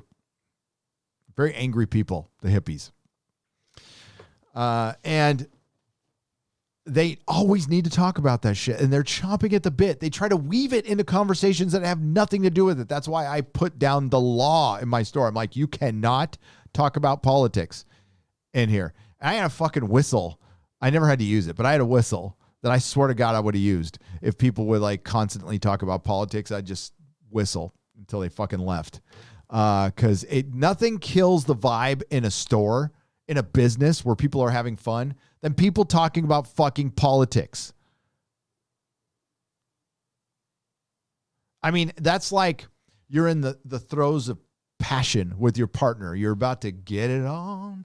And then one of them says, oh my God, we need to go to Home Depot after this. Like right in the middle of it. Just wah, wah, wah. I can even do a sound effect for that. Yeah, that's what talking about politics. That's what it does to your story, Hollywood. But you just, because this is their only opportunity to see, this is their platform. They see that there's other people like Tim Pool, right?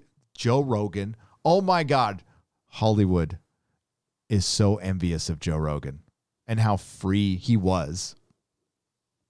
He's not really that free now, is he? But he was, and they saw it as free because most of these adult pretenders are tied into contracts. They can only speak what words they are told to speak, and they see that they are losing, that scripted entertainment is starting to lose. It's getting too expensive. It's gotten very bloated. Martin Scorsese in some ways wasn't wrong. I think both things can exist. I think you can have cinema and you can have a superhero movie, and both are fine. But you can't have a cinema when you're not making good movies. And you're not making good movies because all of our creative talent is watching CNN all fucking day. And this is something I witnessed with my own eyes with the creatives the couple creatives that I do know. They have TVs in the corner of their rooms, and they are constantly playing CNN, and they're constantly watching it. Constantly. And they see pundits, they see Joe Rogans, they see other people, Clownfish brought this up. They see shitheads like me. They see shitheads, nice people like you. I was about to say shitheads, but I'm a shithead. You're not. And we're gathering around and talking, and they want to do that too, but they want to do that where they have the most power, which is on a show made by $1 trillion company. So that there's a lot of themes in The Boys, but it was anti-Second Amendment. It was about gun control. It was about gun control and capitalism. I want you to think about that just for a minute. the show produced by the most expensive company on earth, owned by the richest man on earth, is doing a dig at capitalism. I mean, it doesn't get richer than that. It's almost as rich as a guy who thinks he's a wizard complaining about adults going to a superhero movie.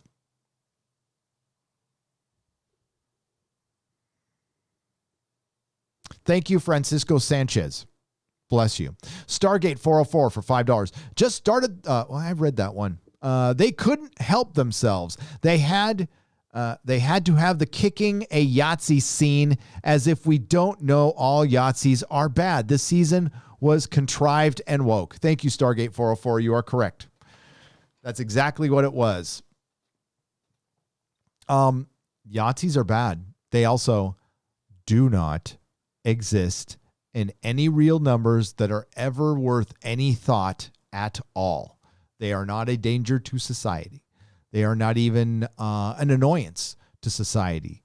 There are groups of them that maybe get together, but I haven't seen it. And boy, did your narrative get fucked up when the Proud Boys went out and denounced white supremacy with BLM the other day in a joint thing. See, the media has been trying to create this for a long, long time, and the media is your enemy. And we all saw what happened in Denver. We all saw that a news station hired somebody who executed a human being for pulling out pepper spray because he didn't like this person politically. He was politically bigoted. He was, I can't get in the guy's head. He was probably a little touched, but you have a lot of people who are touched, who have legitimate mental issues, and the mainstream media is scaring the hell out of them. It's stirring them up. They are the enemy of the people. I've been watching this news station. They've been tweeting. They were tweeting about the Broncos a couple of hours later. It's disgusting. That news station should be ended, in my opinion, or at least everybody involved canned. It's going to get sued out of existence, but that is how bad things have gotten, and it's the media that's created this, and Hollywood that's created this, and it's people like Eric Kripke, when they further that narrative, that make it even worse and worse. I had a super chat the other day and a follow-up email from a guy who was like legitimately asking, and he's new around these parts. Okay, we get new people all the time. That's why there's a lot of repeated information. And he asked, I am a Trump supporter. Am I welcome in fandom? Because I don't feel welcome in fandom. And I said, you're not. You're actually not. In some, you are here. You absolutely are here, along with everyone else. But no, you are not welcome in Hollywood. You're not welcome in the Star Trek fandom right now. You're not welcome in the Doctor Who fandom right now. Just because of your views on some politics, just because you support a president doesn't mean you completely agree with everything they say. But simpletons are in charge of social media right now, so they actually think like that. And that's why everything's just getting completely fucked up. And it will take a renaissance that we're going to have to create ourselves.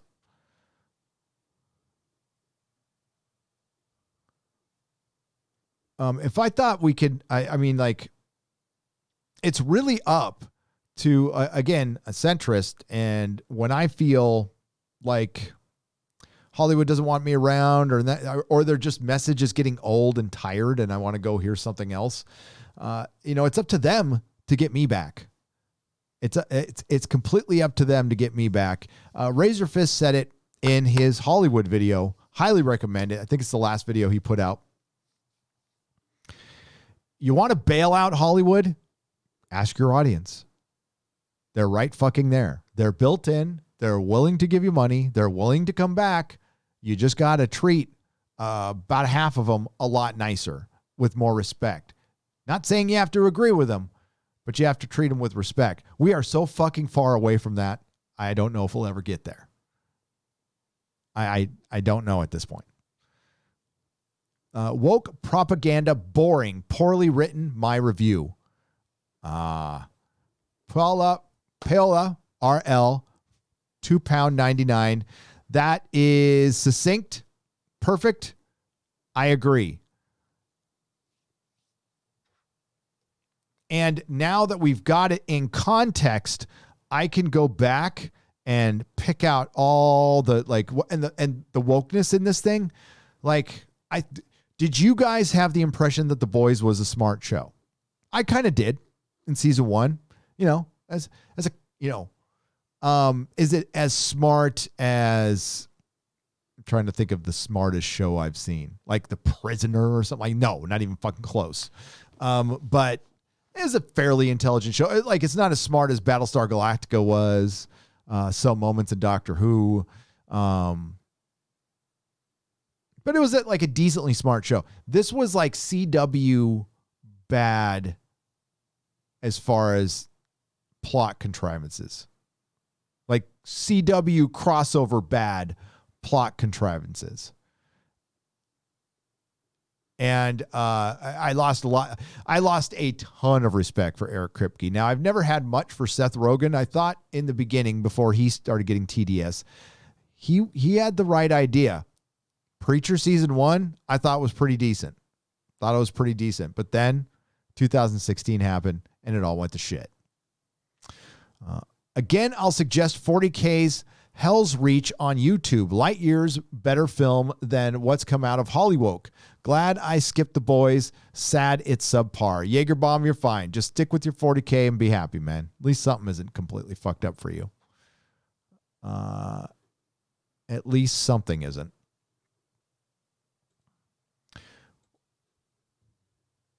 But as far as The Witcher is concerned, that's just disappointing as hell. And I hope it's not true. Now, I will say that somebody from the show contacted me and said it wasn't going woke. Season 2 wasn't going woke. Now, that was last year, right? It was at the end of season 1. This person was, they saw my Rotten Tomatoes video and they saw that I really liked the show. And I'll still do a review of season 1, but they contact me. I can't divulge this person, but they said not to worry. And I wasn't worried until I heard that. So I think my theory is everything changed over the last 6 or 7 months. Those riots, those BLM riots, changed everything. Hollywood thought 2016 came back. So whatever progress was made is gone. We're back at the starting. And I don't know if Hollywood can afford it. I know you and I can. Razorfist, again, rightly so, put this in his video.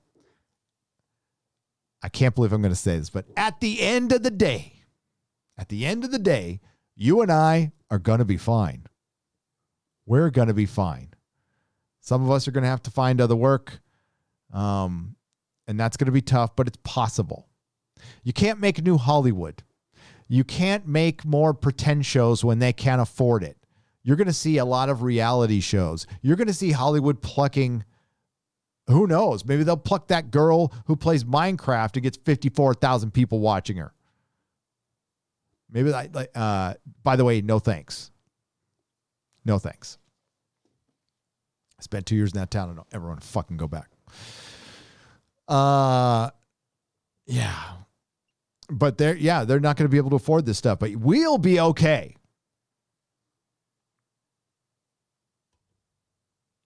Oh, look, it's a Doctor Who first look. And look, she's got a jacket that kind of reminds you of Peter Capaldi and David Tennant. And that kind of reminds you, it's a member berry of old with the crosses and the things from that. Yeah, you remember that. The BBC has unveiled our first look at the upcoming Doctor Who festive special, which will bring back the Daleks once again. Will we get the female Dalek this time? I'm thinking maybe. We got really close last time.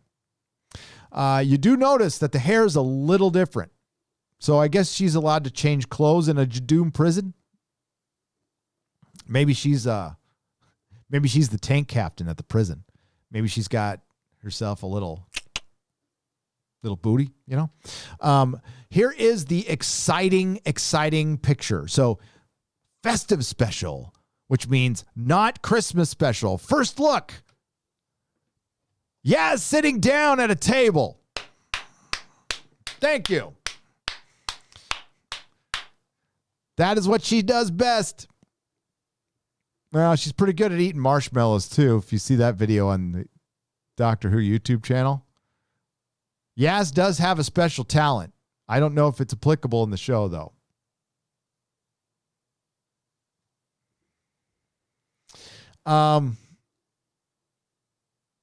That's it. That's your first look. Thank you. Good night. Riveting.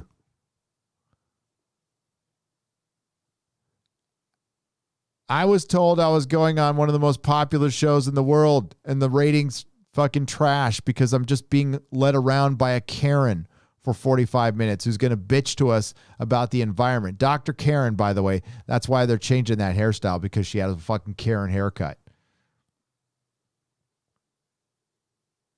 Oh, and white feminism. Yes, that is sticking in the head of the BBC right now, because this is white fem. Bill Burr roasted that on fucking Saturday Night Live. I love it.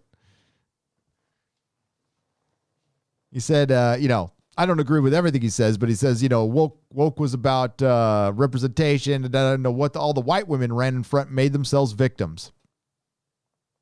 Yep. Brie Larson, such a victim.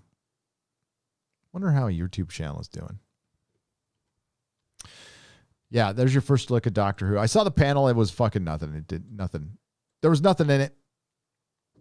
Nothing worth talking about other than Doctor Who. They don't talk a lot about Doctor Who. But I will be covering that episode. I think I'll have a Doctor Who video out soon. Wait, Yahtzees are bad? Yes, Lady Greymaster, apparently, according to the boys, just in case you weren't sure, Yahtzees are bad.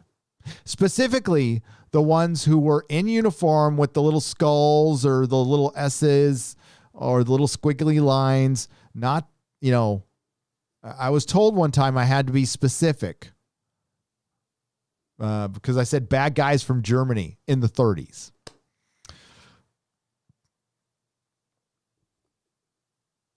Yes, they are bad. Racism is bad. Killing is bad.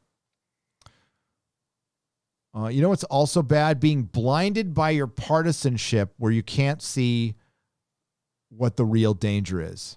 I can't imagine being that blinded at all. That's why so many of my friends, they've lost me. They've completely lost me. The blues and the left has lost me. I was a very sympathetic ear. I never fully went on that side. I don't go on any side really, but I was, I had a sympathetic ear to it once in a while when I actually gave a shit, but it mostly kind of left me alone. I paid my exorbitant taxes in California and I went about my merry business. And you know what? I'm partially to blame for all this. I am. I take responsibility for not paying enough attention. I got distracted. I got comfortable. I didn't pay attention who my city council people were, who my county supervisors were, who my motherfucking dog catcher was, and who my mayor was. And I was not aware of how much power they actually had. And I used to not care about my governor and lieutenant governor. All that has changed. All that has changed. I care deeply. I have my, where is it? It's right over here. I got to make sure I don't display my address here.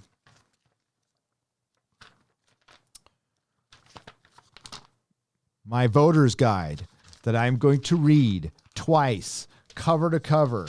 Now I'm going to need a magnifying glass because the letters are really small. But yeah, I don't know what your voting guide is in your state, but It is, I love when people say, this is the most consequential election in years, you know, as opposed to those really unconsequential elections. Okay, we did have one, Mondale versus Reagan, which, by the way, is this one right now. I'm trying to be as objective as humanly possible on this. There is no fucking way Biden should be leading in the polls. There's no way. There's no visual evidence of that. We've already seen enough. It reminds me a lot of Mondale versus Reagan. I don't care who you like. You got to be real with this stuff. I mean, like, people get so wrapped up into it. I mean, like, again, I don't. But holy shit. But I'm going to go through this because you know who affects me directly? My local politicians, not Washington. My local politicians. You know, I live in a state right now that has companies like Yelp who want to fuck businesses over more. For one, I fucking hate Yelp. I've always hated Yelp. Yelp was built to extort the small business man and woman, and that's exactly what it did. And they were busted a few years ago, basically with extortion. They were hiding bad reviews. If you paid them more money, they got straight up fucking caught. And by the way, I got an email telling me that's exactly what they would do from somebody at Yelp. My wife was one of the earliest customers. I was pretty early as well. I talked to a lot of people there when it was, you know, we talked to like people directly involved in its construction, and we found out what kind of bullshit it was. Let me give you a little story about Yelp real quick. I'm going to go on a little tangent here. I had to kick, in the 10 years I was at the comic shop, I kicked out maybe 8 people, you know, because they were being like utterly obnoxious pieces of shit that only cared about themselves, didn't care about my kids or my customers or my employees or anything. I'm a pretty understanding person. I will always listen to the customer. I will not argue with them, even if I know there's times where a mom came in, said her kid broke a toy, and instead of saying my kid broke the toy, she lied to me and said the toy broke, even though it was out of the package and stuff. I gave her money back, whatever. I felt bad for the kid because if his mom's willing to lie over something small like that, he's in for a bad journey. But you know what? I just let it go because I'm not going to sit there fucking argue over $7 That's kind of, you know, it's kind of how I handled things in the shop. I chose my battles. We had one guy who liked to come in and special order anime action figures. All right. These things, in some cases, did not have clothes, which is fine. It was anything I'm going to put on my shelf, but I will special order anything for one of my customers. No problem. But he was really high maintenance. All right. So he'd pay up front, and then he'd constantly, you know, call and bug me if they come in yet. And anime figures just take a long time to come in. They're what's called in the Diamond catalog a caution 4. Caution 4 means you can order this and you'll get it when you get it. It could be a year from now. It could be 20 years from now. But you're obligated to get it, and we're going to send it to you whenever it comes in. So the stuff would come in late, whatever. He'd always complain. He'd always come in. He wouldn't be that bad to me, but he would be like horribly bad to my employees. Like horribly bad. And, you know, my employees would complain, and then I saw it. And I mean, just, he was a foul human being. Foul human being. So when he called my manager, by the way, like lay off retail people. Yeah, Jeremy says it all the time, and I can't echo that enough. They're just there doing their job. They're not the punching bag. They're not there to receive your anger. I know things are frustrating, but remember, they're people too. So my manager is a member of the alphabet community, and he called him the F word in the alphabet community right in front of me. So I showed him out the door, and I put up with weird things from this guy. This guy used to like to, in the store, back at my pinball machine, If there wasn't kids there, I would let him lay out his newspaper and paint his figures, because he painted his figures. I didn't know what the fuck he was painting. He was just painting. I wasn't paying attention. I had no idea he was painting pubic hair onto these fucking figures. Didn't know till I found out afterwards. That kind of guy. Yeah. He became a Yelp elite member within a week. Assholes like that who would go in, yell at employees, say, the very definition of homophobic shitheads like that, was a Yelp elite member. And he ripped my store. He ripped my wife's salon. He ripped my friend's store. He was on this fucking vendetta because I kicked him out of the store because he called my manager an F word, but he became a Yelp. That's what fucking Yelp is. Fuck fucking Yelp. And now they're coming out and saying, well, we're going to mark what store as racist or we're not. That is fucking dangerous beyond belief. And every business, you know what? And this is so tailor-made for something like fucking San Francisco. It really is. And it's such fucking bullshit. And I can't, Yelp is dying anyway, and it can't die fast enough. I hope this fucking kills it. But I saw that and I went, God, fucking Yelp. They were out of my mind for a while. I was so, like, the one thing being out of business was I don't have to deal with motherfucking Yelp. I get a bad review because I had to, at the last minute, come down to San Diego. I had to shut my store down. Melissa's dad had a major heart attack, was getting a quadruple bypass. I had to fucking get in a plane and fly out, and I fucking land. And you know what I land to? A fucking Yelp review of some guy bitching that I was closed on Monday, even though my sign was right there saying, father-in-law had a heart attack. Sorry. Gave me a fucking 1 star. Fuck Yelp. Hail Gary. Wondering if you can show Graham Nolan some love. Getting his YouTube channel going helps support an independent comic creator. Dr. Mask for $4.99. Yeah, I'll give Graham Nolan some love. Certainly. Does Eric K. Are you out there? Eric or Mark Lerzeth, one of you two, if you have a moment, or problem being, could you put Graham Nolan's link into the chat, please? If you guys have a second. I love the Nerdrotics. Thank you very much. It's a thankless job. They do it for nothing. And I could not do this without them. And welcome to the new wrench. Problem being, doing a great job. Doing a fucking fantastic job. Release the Picard review. Fabio Carrera for $5. I was up until 6 in the morning working on the Picard review because I'm really trying to get it out before Star Trek Discovery comes out. Will it happen? I honestly don't know right now. At the very least, it'll be the weekend. It'll be in the weekend. I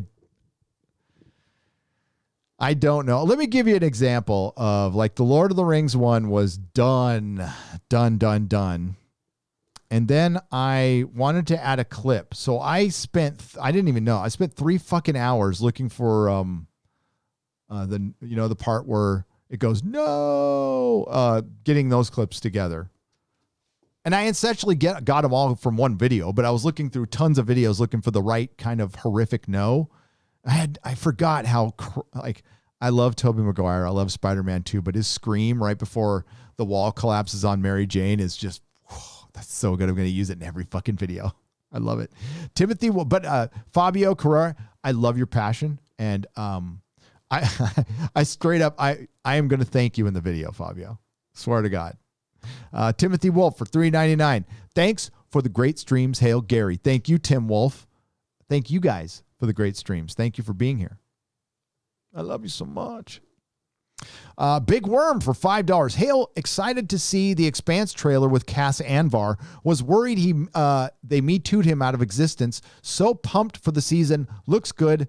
Live long and prosper. Live long and prosper, Big Worm for $5. Yes, the trailer looked good. It is based on a very good book. Will this show go woke? I don't know. I honestly don't know. I don't think so. I think I have a lot of respect for Naren Shankar, the showrunner.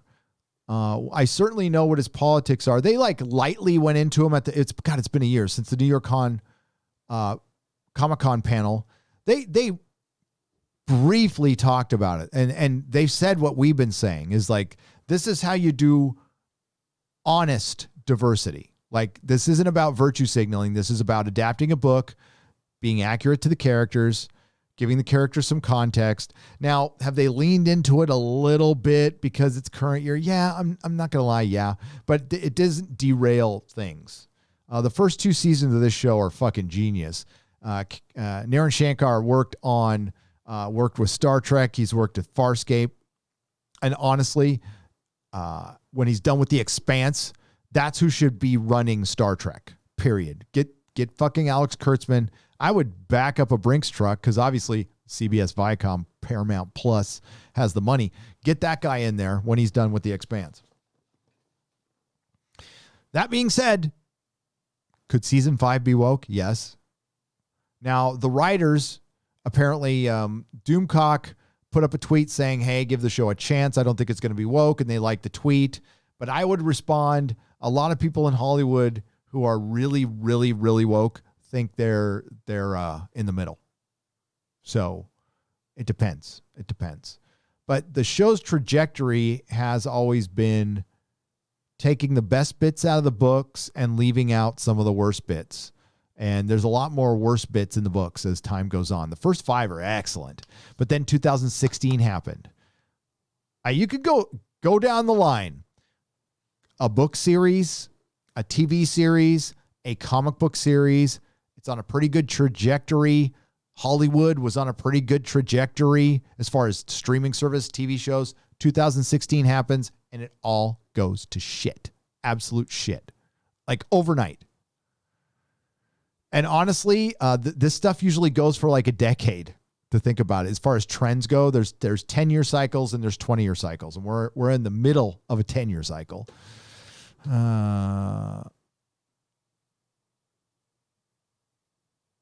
Vibranium or adamantium knives will do it. Oh, you mean stab a Stormfront in the eye? Sure. Yeah. Jaegerbomb for $5. Thanks, Eric K. You're not supposed to super chat. What is up with Hollywood's crapping on men? I know I asked, but honestly, what the fuck? Carlists needed a new bourgeoisie so men could fit the bill. Some total bullshit. Yeah, well, no, this is about intersectional feminism. Powerful men are bad and they are the cause of all of our problems in the world. And not saying they aren't cause of some problems, a lot of problems, because they've been in control. So they got to take the responsibility too. I absolutely agree. But there's a mindset out there that if a lot of space hippies, I mean, I like UFOs. I'm involved in the UFO community a little bit. There's a lot of fucking space star hippies, right?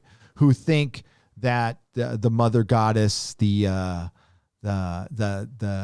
feminine, that basically if we had a matriarchy, things would be better and more peaceful. No.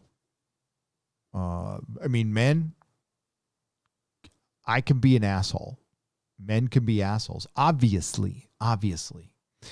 So can women. I think we're pretty equal. I like the egalitarian thing. I think once we eventually figure out how to just work together as individuals and just respect each other as individuals and work together, egalitarian is the only way to go, baby. But you're not going to get that. You're not going to get that. Not in Hollywood anytime soon. Hellrats 96 for $5. Skin seems bulletproof only. It was the same thing for translucent. Insides are soft. I guess eyes count as insides. That one makes sense. I think maybe if they just cleared it up, it's not a huge deal. I think it's just one thing. The thing I had the biggest problem with, okay, we're going to put aside the woke, because the woke was done. I thought the show was smart. It turns out it's not that smart. It turns out I was giving it a little too much credit. It's It's not as dumb as a CW show or Star Trek or anything like that, but it's not smart. It's not like Breaking Bad. It's not Better Call Saul smart. That's a fucking smart show. That is the smartest show on TV, in my opinion, that I've watched. I mean, I'd have missed a couple, but it's not like dark smart. And quite frankly, the comic book's smarter. It really is. Because Garth Ennis is a smart dick. I don't like Garth. I like his writing a lot. I do. Oh, American Knight Rider. I forgot to, hang on. Let me check my Gmail. See if you, there it is right there. Awesome. Thanks, bud. So, here is real quick. Here is his Indiegogo. I will, American Knight Rider put this in here earlier.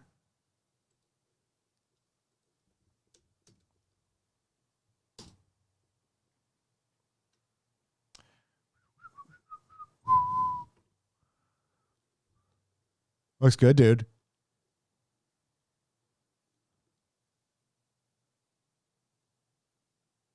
When did your campaign start? Did it just start today?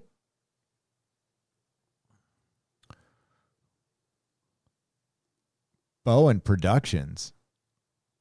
Awesome. Well, there you go. All right, I'm gonna put this in here in the link. Go check it out if you like. And where? Oh my God! Come on, Boomer. Fucking A.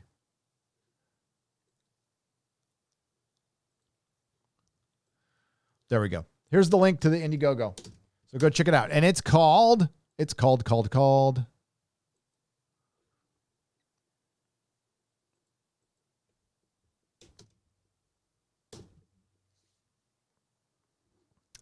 Massacre on Route 66. 83 slasher novel, a vengeful, crazed sister, her undead brother, and the southwestern Route 66 in the United States.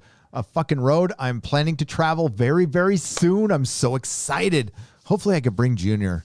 I figure since he's like doing school online, we could find a way around that. Oh my God, don't let him hear the say.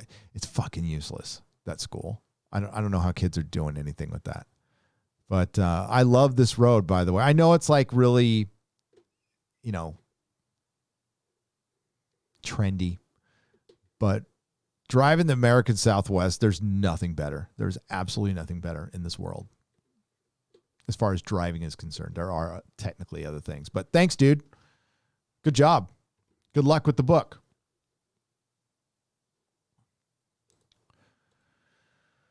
Douglas Nelson, didn't Enterprise establish a temporal Cold War? Star Trek Discovery could utilize that for, never mind, Kurtzman never saw this a second of Star Trek. No, he didn't, Douglas. You are correct. Chris Persia, for 10 Canadian pesos, Kurtzman fully attached to Star Trek Prodigy, now bringing us old man Janeway to mentor those troubled teens and that derelict ship they find. Welcome to Kurtzman's Batman Beyond ripoff. Star Trek homage. You noticed that Janeway was never part of this show until recently. They had to, this is just my opinion.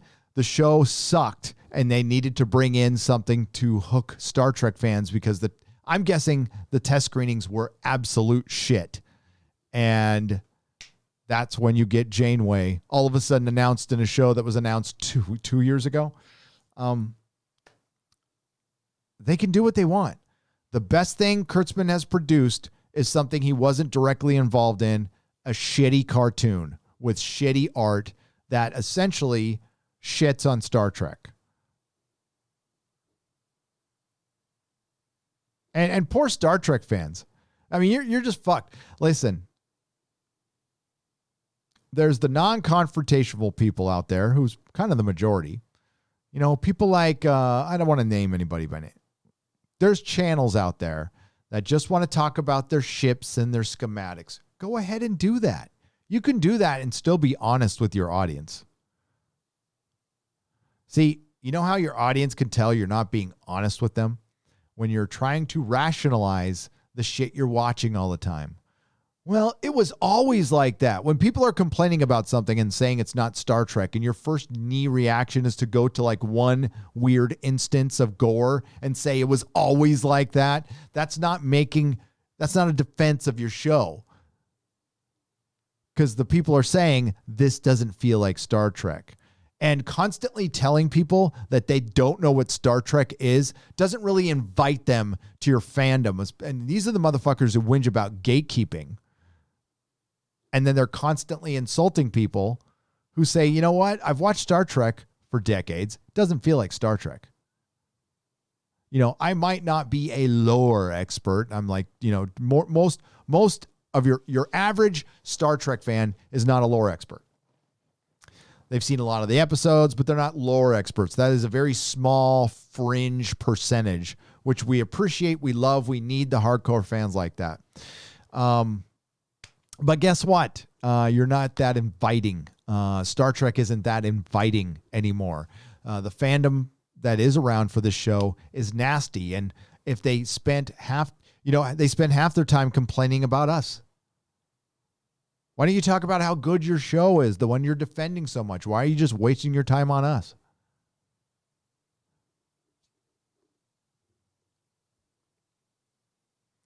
Because you're upset your show sucks. And you don't know where to direct that. And you can't be honest with yourself because you've got so much of your identity wrapped into it. Don't.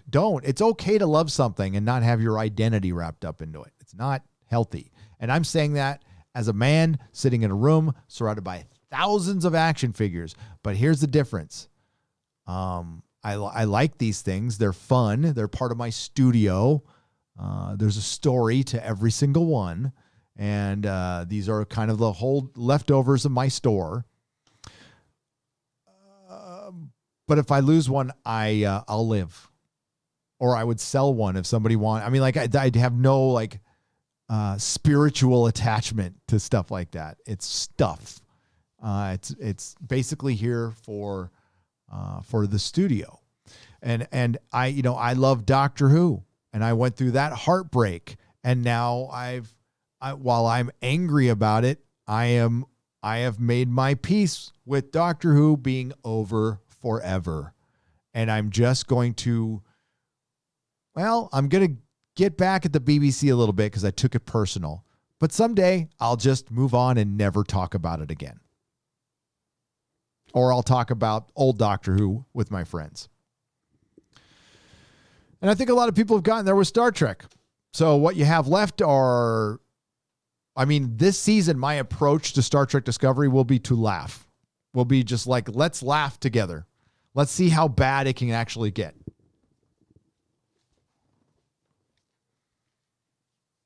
And if some miracle happens and it's good, wow. Okay. Michelle Paradise, you did it. But I have a feeling that's not going to happen. But I do have a feeling, we'll wait and see. We'll wait and see. But I will be honest. If it turns out to be good, then great. I don't expect that though. Considering what I saw from Michelle Paradise last year, she wrote the final 2 episodes of season 2, which were the dumbest episodes of the season. So there you go. Thanks for understanding about my Robin action figure OCD. You should see my house. Hope the 2 Avenger DVDs made it in safely from San Francisco to San Diego. Therapeutic. Peppermint oil capsule. They did, and I'll probably watch them this weekend and look for, I don't know if you're on my Patreon or not. If not, then I'll probably eventually put it on Nerdrotic Live. But I am finally getting around to watching those. So, yes, and you're welcome. I have a giant Robin Mego. Diamond Comics Distributors, or Diamond Collectible Toys, made something very fucking cool. They made 18-inch Mego figures. They're fucking awesome. So they're boxed Megos, and they're this big. I have only one out of the box right now. It's the Riddler, But he was talking about the Robin. That Robin, I'm going to take him out of the box. I've had him in the box. Fuck that. I'm going to take him out of the box and display him. They're brilliant. Did you guys see this, though? I dusted this bitch off. Sorry, ladies. It's been a long time since I saw it. But my practice bass, I have a Rickenbacker. I also have like a piece of shit Ibanez bass that I play. That's what I play all the time. I don't play the expensive bass that I bought many moons ago. I love how it plays, but it's just easier to play the Ibanez $100 one, you know, when I'm fucking around, because it's got a smaller neck.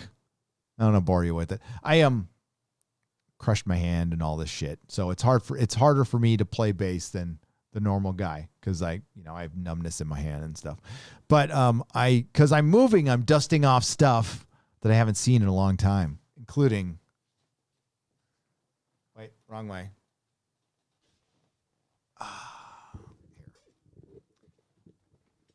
Here. There we go. The Explorer. The Gibson Explorer. I mean, it doesn't play as well as a Rickenbacker, but it looks fucking awesome. It looks so awesome. I was like, I haven't seen that thing in years. Yeah. Love that thing. Yeah, I've been having some fun. It's not all bad. But as far as your OCD is concerned, peppermint oil capsule, somebody said I had a touch of it, but if I did, my shit would be alphabetical or in chronological order. I mean, right now it's random. I like the randomness of it. Herlatz 96 for $5. Remember when TNG predicted the death of television early 21st century? Guess they saw the woke coming. They did. They did. I'm surprised the Simpsons didn't predict it either, but they probably did. I haven't seen every Simpsons episode. The Let's Stomp the Yahtzee scene with the Glitz versus Stormfront was an Antifa wet dream. I had to take breaks in this dog shit finale, says Das Pooch for $5. And yeah, I had to watch it in pieces. No, it was, see, this is how it, see, their attitude is, well, you shouldn't be offended if you're not a Nazi, but it's way more nuanced than that. It really is, because they think everybody's a Nazi. They think we all are secretly in Discord groups planning something. But what this is really about, what it's really about is the loss of power. You're watching the mainstream media in Hollywood lose power. And I'm not saying, I mean, it's like they're still powerful entities that can crush people.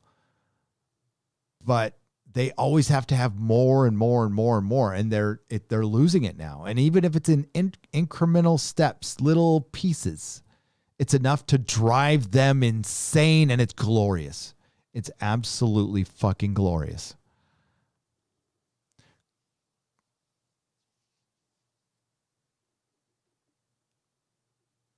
Nathaniel Larson for $5. Gary, watching Army of Darkness and listening to you. Good night. Ash is a boss. I fucking love the end of that movie. I want to watch it. I need to find my Ash figure. I got my Ash versus Evil Dead one. You might be able to see it. Yeah, there it is. Right there. It's in the box.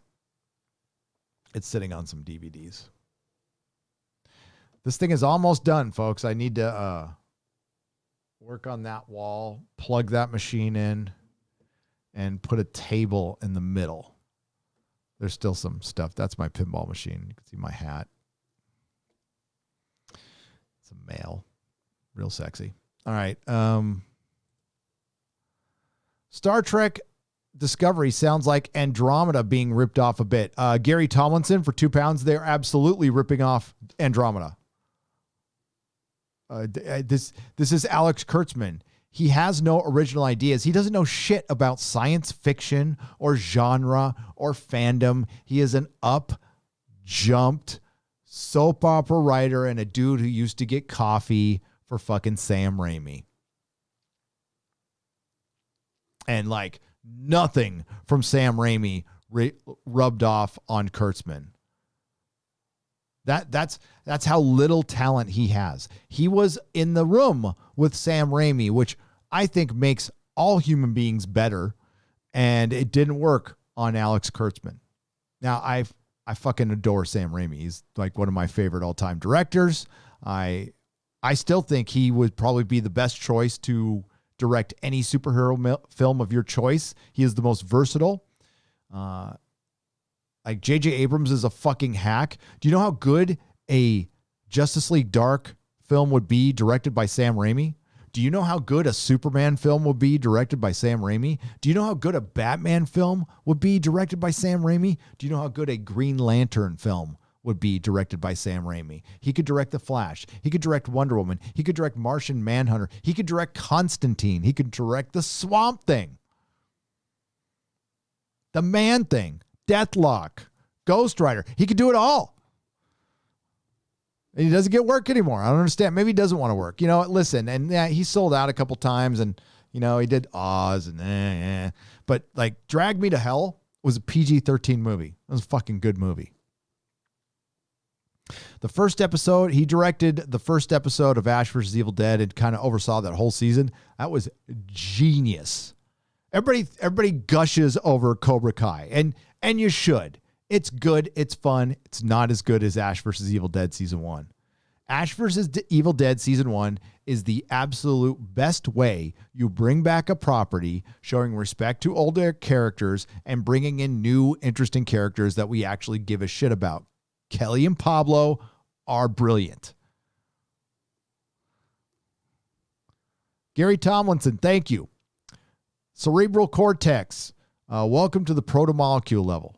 Hail. I put up something for the, it's for the Gandalf level though. I was like, I put up a video for the Gandalf level last night. It's a 3-minute video. It was one I was going to put out and decided not to. Yes. Yeah. Truthy Magoo for $5. You subbed me on Tug's live stream. Wanted to thank you. Oh, you're welcome, man. Of course. We're all in this together. Truthy Magoo, even the frenemies out there, we're all in this together. Oh, by the way, Darth Gorbag for 1111 does something I should have done earlier. I denounce white supremacy. I denounce black supremacy. I denounce the patriarchy and the matriarchy. I support equality and meritocracy. I treat people like people. Absolutely. Well said. Eric K for $5. Remember the author. See, now you're fucking with me, Eric K. Remember the author, Arthur Conan Doyle estate is suing Netflix over the portrayal of Sherlock Holmes and Enola Holmes. No shit, really? They are? Can they do that?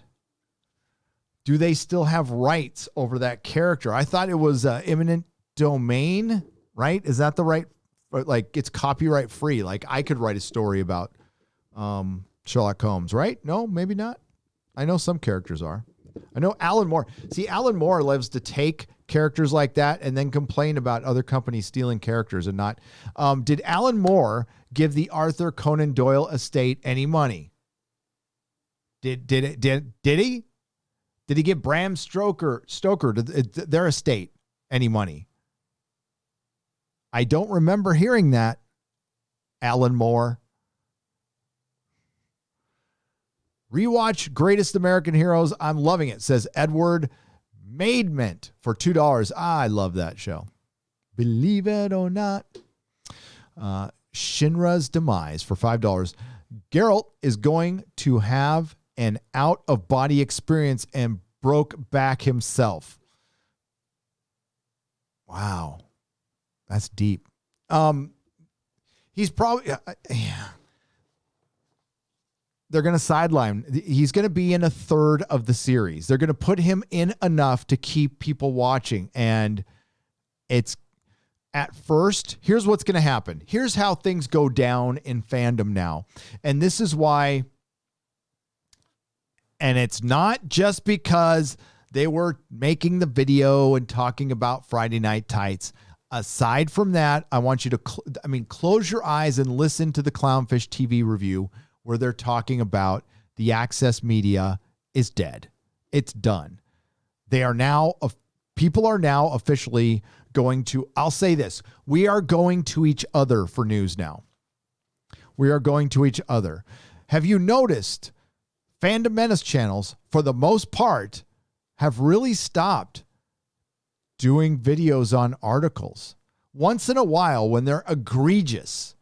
But we used to have so many egregious articles to do from Forbes and Scotty Mendelson. You could count on a couple a day, right? From a Forbes article or CBR or Bleeding Cool, and you're not seeing it as much. Has the access media gotten better? No. There's not enough of them out there.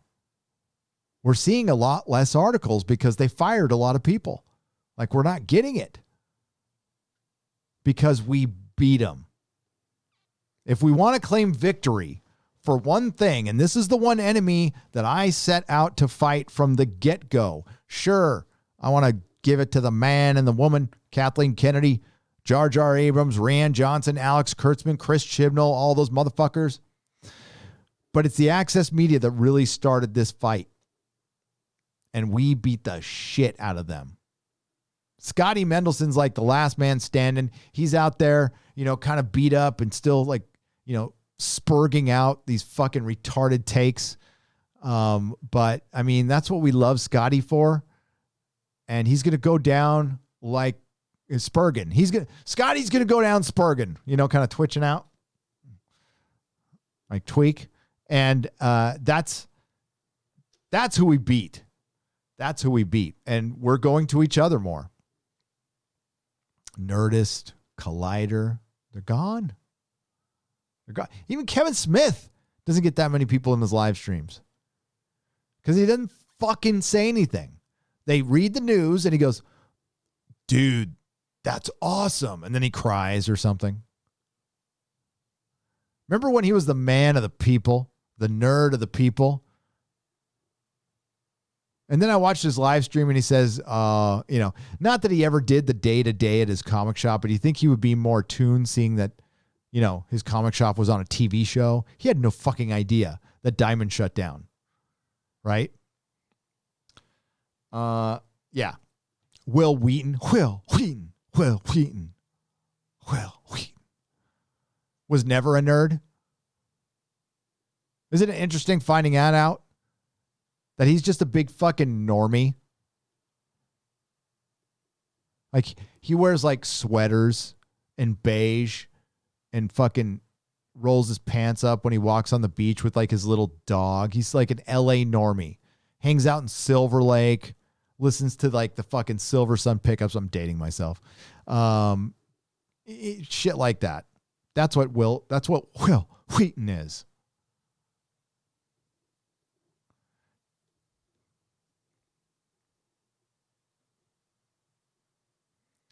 Disney wanted Mark Hamill to say the same thing about Star Wars that Cavill said about Witcher. Says Flicks by Cody for $5. Let me read that again.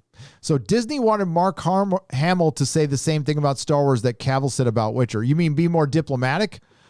I think Hamill was as diplomatic as he possibly have. Mark Hamill is, I have the greatest sympathy for him for what happened to his character up until a certain point. You can quit. You can quit. There is nothing that contractually obligates you to work in something you absolutely just fucking can't stand. You can give your money back. That's part of quitting. You can get the money back that you took or you were going to earn, or if you haven't earned that money yet, if it was based on you can quit. You can there is nothing that locks you into anything forever. You might suffer a little bit of a penalty. You might have to go through a little bit of litigation, but Mark Hamill could have walked off the set and never gone back, and they would have had to bend the knee to him because he's motherfucking Luke Skywalker, and he didn't do it. And you know what? Actors do that shit all the time, or they used to. They don't do that anymore.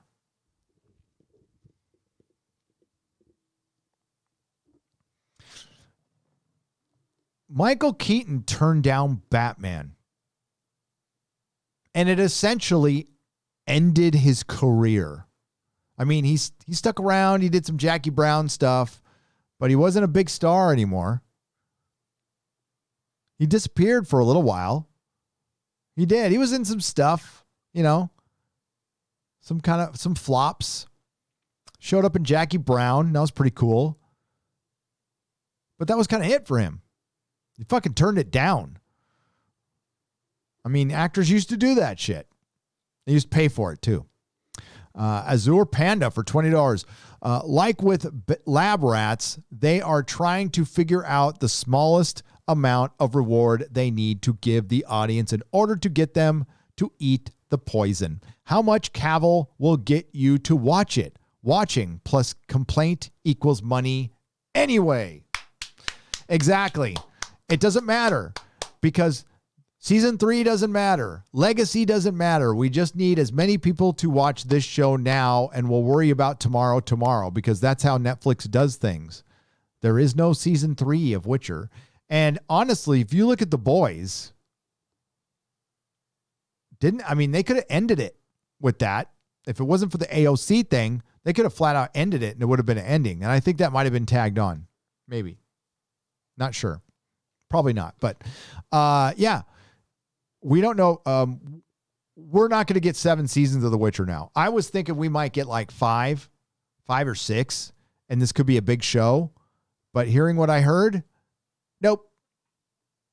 3, maybe 4 seasons, which would be a hit as far as Netflix is concerned. And it's a forgettable show. That sucks. But I guess we'll find out. They're filming full steam ahead. I haven't heard any coof problems with that set. I don't know where they're filming though. Probably, are they filming in Eastern Europe on that one? Because if they are, yeah, they're probably just fine. There's probably no coof over there because Eastern Europe and up in Sweden, they've been okay because they didn't lock their fucking people down. Michael Childers, welcome to the Protomolecule level. Hail.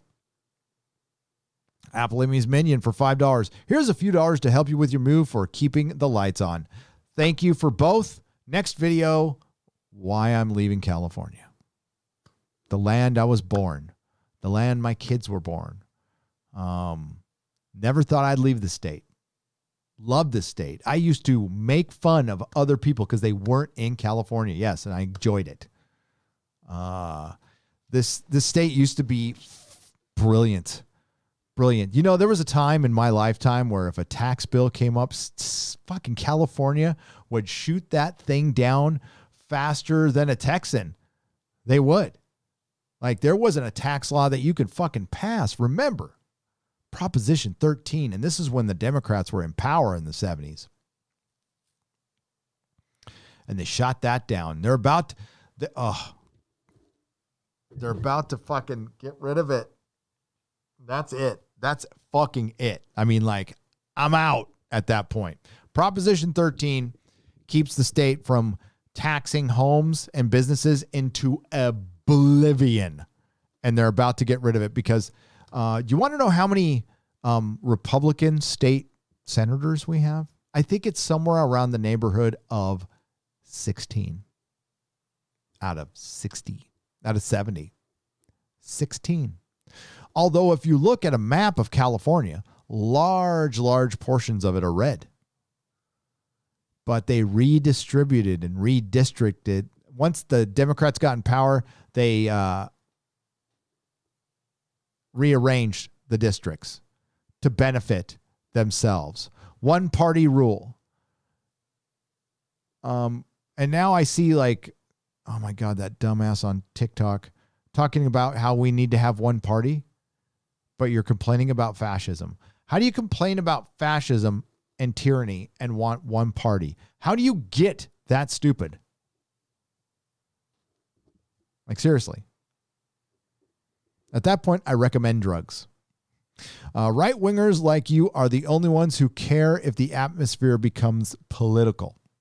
Says Mar Story Time for $5. I'm not a right winger. And of course you wouldn't care if you no, it's left wingers like you that don't care that if your show is too left. And hyper political people, of course, love that shit. It's confirmation bias. But thank you for the $5. I don't hear people asking for right-wing politics. I think they're asking for neutrality. Show both sides. That's what I'm for. That's why I'm not a right-winger nor a left-winger. You see, I think for myself, and I don't require my political scorecard to be filled out for me. I will decide each issue individually as it affects my life. There are some things I could give two entire fucks about because it doesn't affect my life at all. And I only have so much energy. But Mar Story Time, then it must be great for you. You must be heaven. It must be heaven watching Hollywood. I can see you being like Homelander at the end of Boys Season 2, watching like The West Wing or something like that. Handmaiden's Tale. Wes Moody webcast. I don't mind the politics being in there if it was even-handed. Again. The boys went the way of Westworld. Ugh, it did. Not as bad. Wes Moody webcast. Check out his channel for $2. Not as bad. But I would say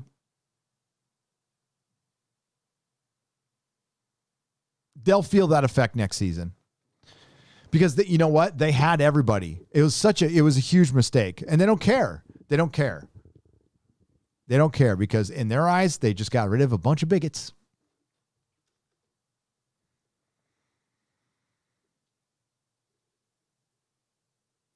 I want lots of guns so I can be like Billy Butcher, says Donut Swan for $2.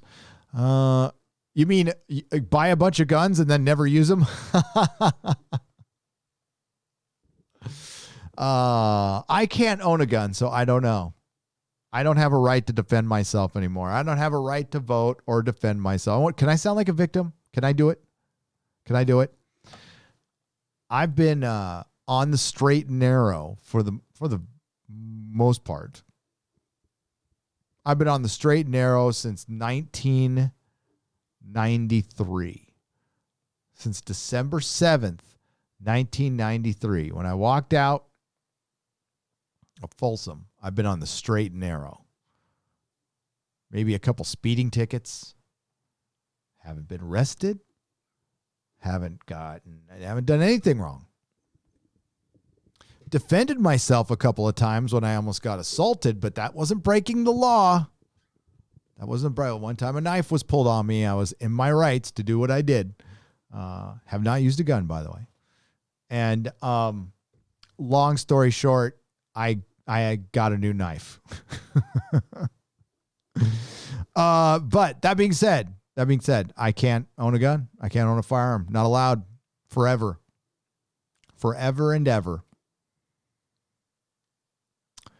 And my crime wasn't totally violent. Like there was nobody directly involved. I didn't hurt anybody. It was a like theft drug crime, but like technically it's called violent. It's so therefore I could maybe get a pardon, but I think even if you get a pardon, you don't get your Second Amendment rights back. Now my wife can get a gun, but that's no fun for me. I want to go shoot shit, at the range and stuff, which you can still do, but it's a little risky. Watch Tim Pool's videos about UFOs that came out today for Exozone. No shit. There's UFO news today. Nathaniel Larson. There was UFO news today. Hang on. I didn't know that.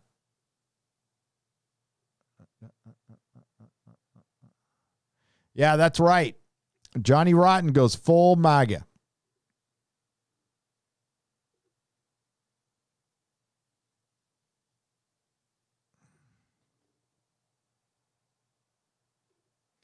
Oh boy. Yeah, I just checked my email. Oh, there's a lot to go over. Yeah, I didn't know. So I'll check it out later. I will watch it for Exozone for Thursday. Thank you, Nathaniel, for $5. Bird of Prey. Oh shit, I went way over time today. Man, we've had 3,000 people like for almost 2 hours straight. That's brilliant. Watch Tim Pool's video about UFOs that came out today for Exozone. I will check it out. I might even do a video on it myself. I am backed up. I don't know. I'm probably going to do a quick video on that Witcher thing because like nobody's talking about it. Lady Greymaster found that. I think Lady Greymaster, were you listening to that podcast and you just heard it? Let me know. The Nerdrotic logo on the microphone is backwards. It's not backwards. Unless it's twisted, it might be. I mean, is that affecting your OCD, Bird of Prey? Is it affecting your OCD? There you go. Is that better? Don't want to trigger you or anything, pal. Kapla. Hilarious, man, says Circular X Fix. Thank you for the $4.99. No, you're hilarious. Mr. Tickle Trunk for 20 Canadian pesos. Can't wait for for Yelp to get yelped for being a Oasis company. I know, we should hit them. Jonathan Aldridge, thank you for the super chat. Sorry about the retracted message. Thank you for the £5. Jonathan Aldridge for £5. What happened to the land of the free and the home of the brave, Gary?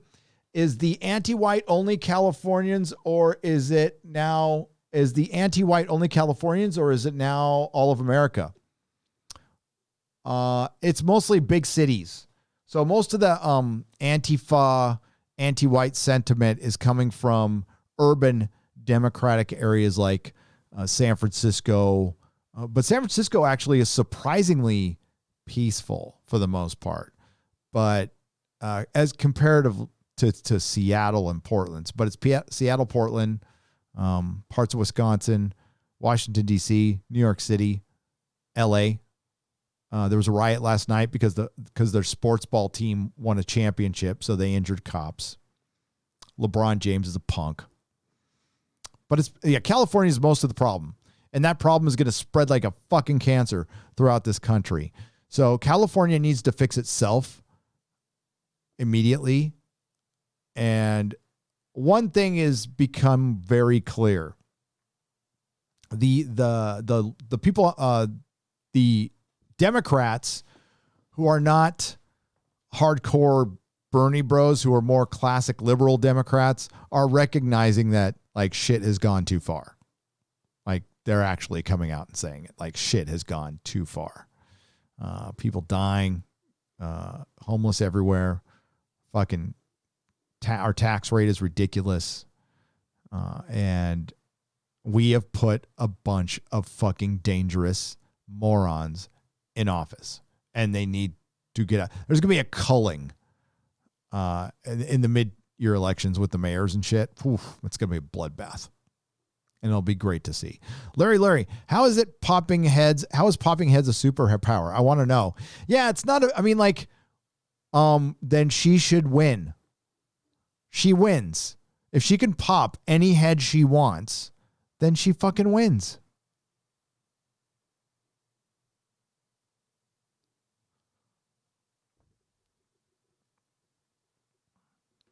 Crow T Robot from Satellite of Love. I realize I'm late to the ball, but what the heck was the woman's motive for blowing up people's heads in The Boys? She works for Vought.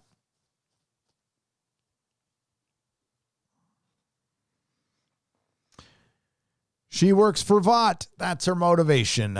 Used to have a punk band called the Drunk Junkies. Straight white male for 2 Canadian pesos. That's fucking awesome.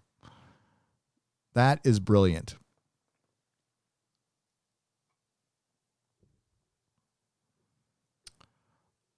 Jonathan Aldridge for $5. Gary, I'm hoping for the day when we get a new United Nations and have to declare that no Earth citizen can answer for the crimes of their race or forebearer.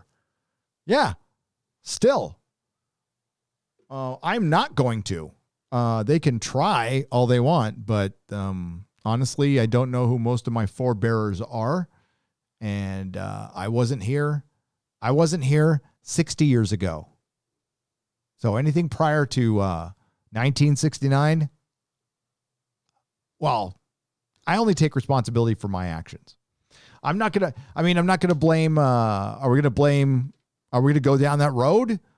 I don't think we want to go down that road, because we can go down history and we'll find out that everybody had a despicable past as far as races are concerned. There's no angelic race that didn't persecute and enslave somebody. With regards to New Trek, when you constantly have to rationalize, you are rationing lies to yourself and those around you. Orville Nation, thank you, brother. Swinging Cod for $5. Gibson SG with the double humbuckers is the only way to go. Rock out with your rooster out. Yeah. Swinging Cod. How much better would entertainment be today if John Milius had never had his stroke? Rome might still be on, and King Conan may have already been made. Yeah, dude. Rome was fucking... I need to buy that. Again, TV was so good just a few years ago. Ah, man, I know.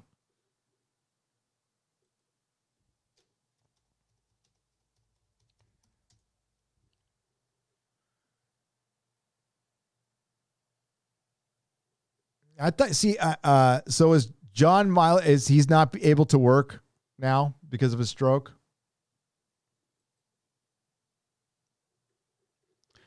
I'm checking it right now.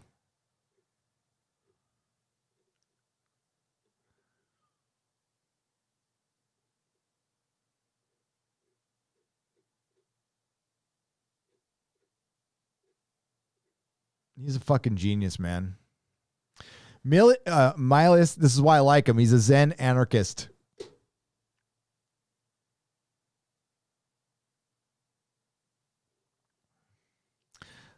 Bless his heart. TK not at post for $20. Here's to beating the shit out of the Access Media. Fuck yeah. Oh my God. That's the one victory we can take, is like Rich Johnston going broke. I mean, Rich Johnston, his articles are now going to be the size of, remember a thing called a postage stamp, kids? That's what his articles are going to look like. And it's going to, his website will break supercomputers. It might actually be deployed as a weapon in China.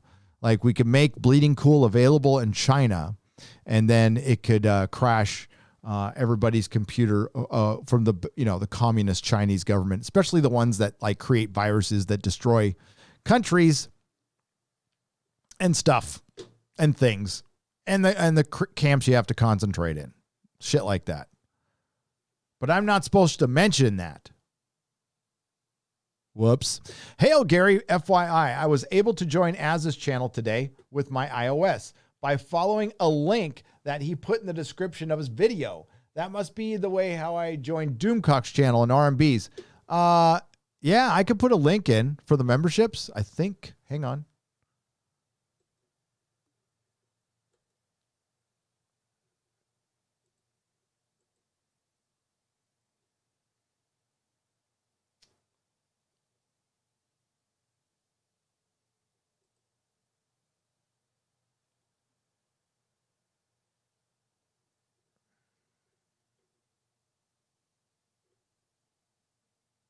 Yeah, I can't find it for right now.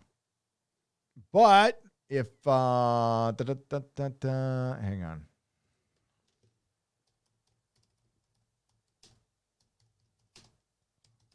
Yeah, I can't access my own membership.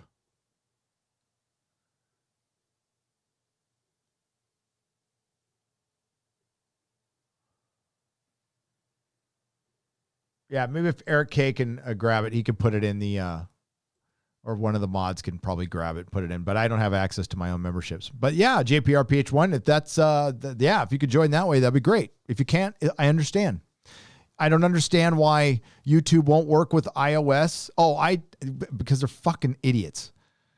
And it's proprietary bullshit from Apple. I mean, for Christ's sake, don't get a fucking, don't get an iPhone for one. Get an Android. It's one thing I'll agree with Jeremy on 100%. Galaxy Note. It's all about the Galaxy Note. Christian Bale would have got those Last Jedi rewrites. You're right, Donut Swan. You are correct. And Christian Bale's an international treasure. Eric Stuller, thank you for the cupper. I appreciate it, for $4. Mark C. for $5. If you come to Louisiana, I'll take you to the range. I have a SIG 9mm that will take your hair off. Nat's head. Oh, fuck yeah. I'll go by. Louisiana's very close to Texas, buddy. Donut Swan for $2. I wish it was LeBron and not Kobe in that helicopter. Ooh. Would it be bad if I say I wouldn't argue with you? Let me put it this way. I really wish Kobe's daughter wasn't in that helicopter, for one. And Kobe wasn't in that helicopter. And I wish I curse LeBron with gratitude. I curse him with gratitude, which means he's going to have to get humbled before you get grateful, because you cannot do one before the other. You will get humbled before you get grateful. So I will curse LeBron James with gratitude, something he lacks. Didn't he say he's afraid for his life in this country after getting free police escorts that he shouldn't have gotten on the taxpayer dime, and then he bought a $20-something million mansion in the country that oppresses him? Yeah. For playing with his balls? Alls I could say to all the rich people rooting on all the division stuff, you better hope to God there's people like me and in this chat who hold this system together, because if it falls apart, you guys, eat the rich is a saying. It's a saying for a reason. The Hiking Viking for $10. PSA, progressives are libertarian leftists. Identity politics, gatekeeping, etc. are hallmarks of the authoritarian left. This is a division worth being aware of. Sincerely, a Rust Belt progressive. Well, I mean, I don't know if... if the Rust Belt progressives are like that, that's fine, and we have no problems. We have no problems. But I don't see how a progressive could be a libertarian, because, but yes, you're right. The identity politics, the gatekeeping, and the hallmarks are the authoritarian left. Now, a libertarian can be very left in social aspects of it, but as far as the more government part, I don't know. But I don't know how that's where it gets murky. That's why I just say I'm an independent. I'm an independent. And people go, how could you be an independent? Well, I made my decision, but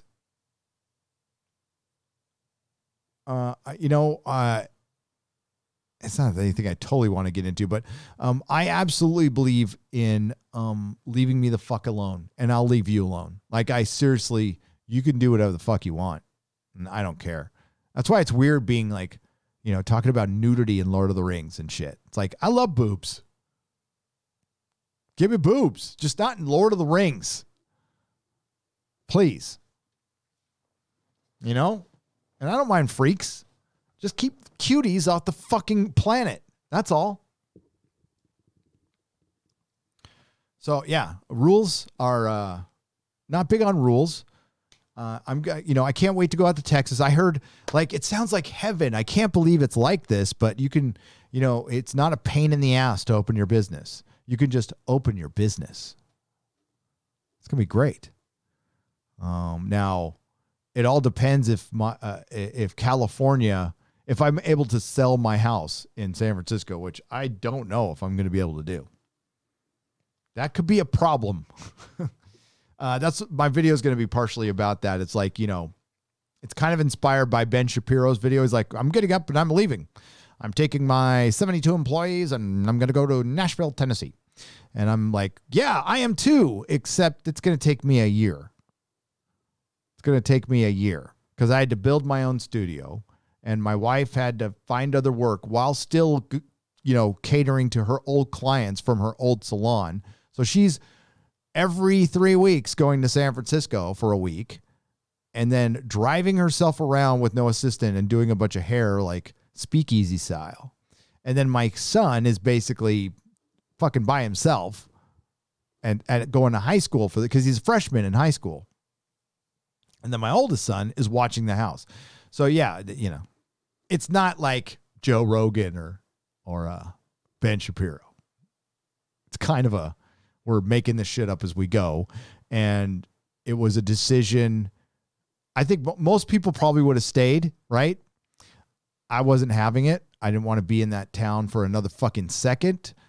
And it wasn't because of the cops themselves. It was the loss in confidence in the cops. When they shut my wife down, my decision was already made. But after the riots and I sat through a fucking curfew and then I saw people like doing shit in front of cops that they would have never done before, I'm like, oh, yeah, you don't want to be here. Because if all I can see is somebody tries to break in my house and I end the dude or something like that, or I hurt him, and then I get in trouble. The chances are very good I would get in trouble. I already told the story where I almost got arrested kicking somebody out of my own fucking store. Met Milius in a convention recently. I totally geeked out. We started talking about the work and he became so animated. I teared up. He is still there. So he's going to conventions, but I didn't know how severe his stroke was. Yeah. God damn it. That guy inspired Coppola and Lucas.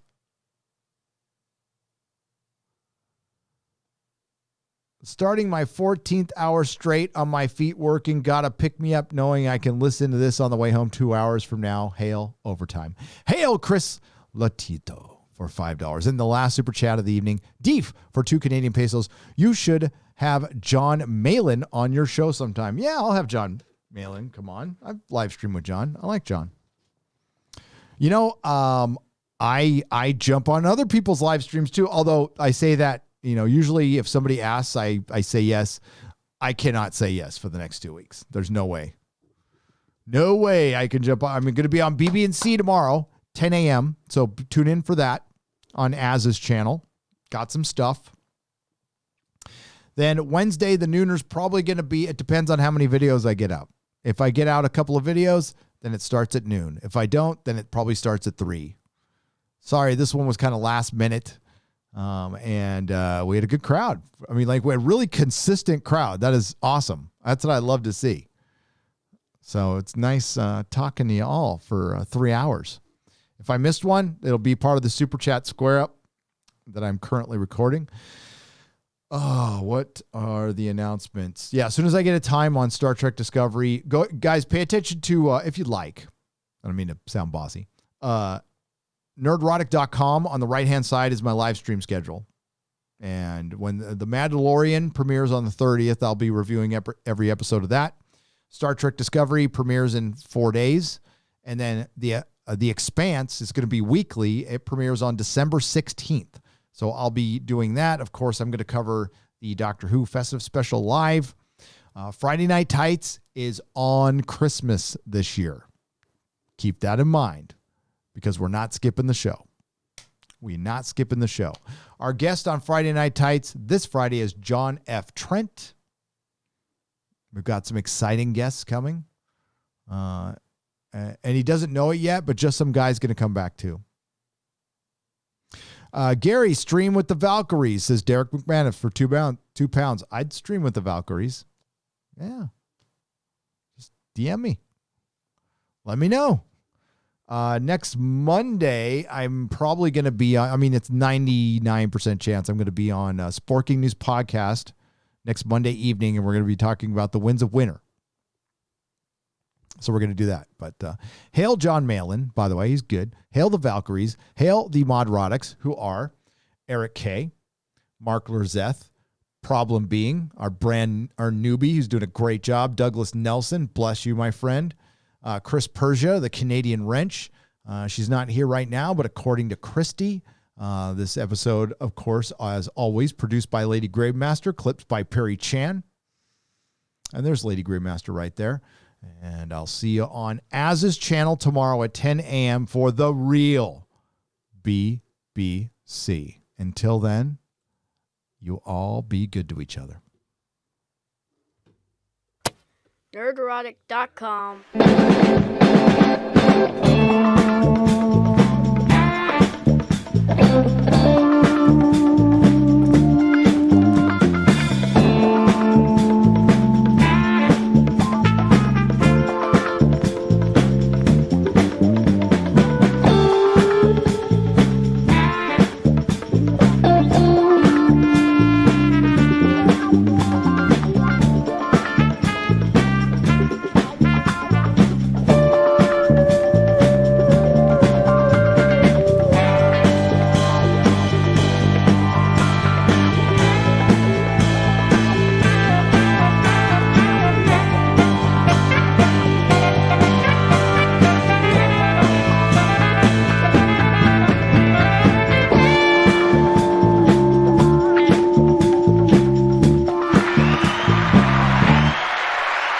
Everyone have a great day.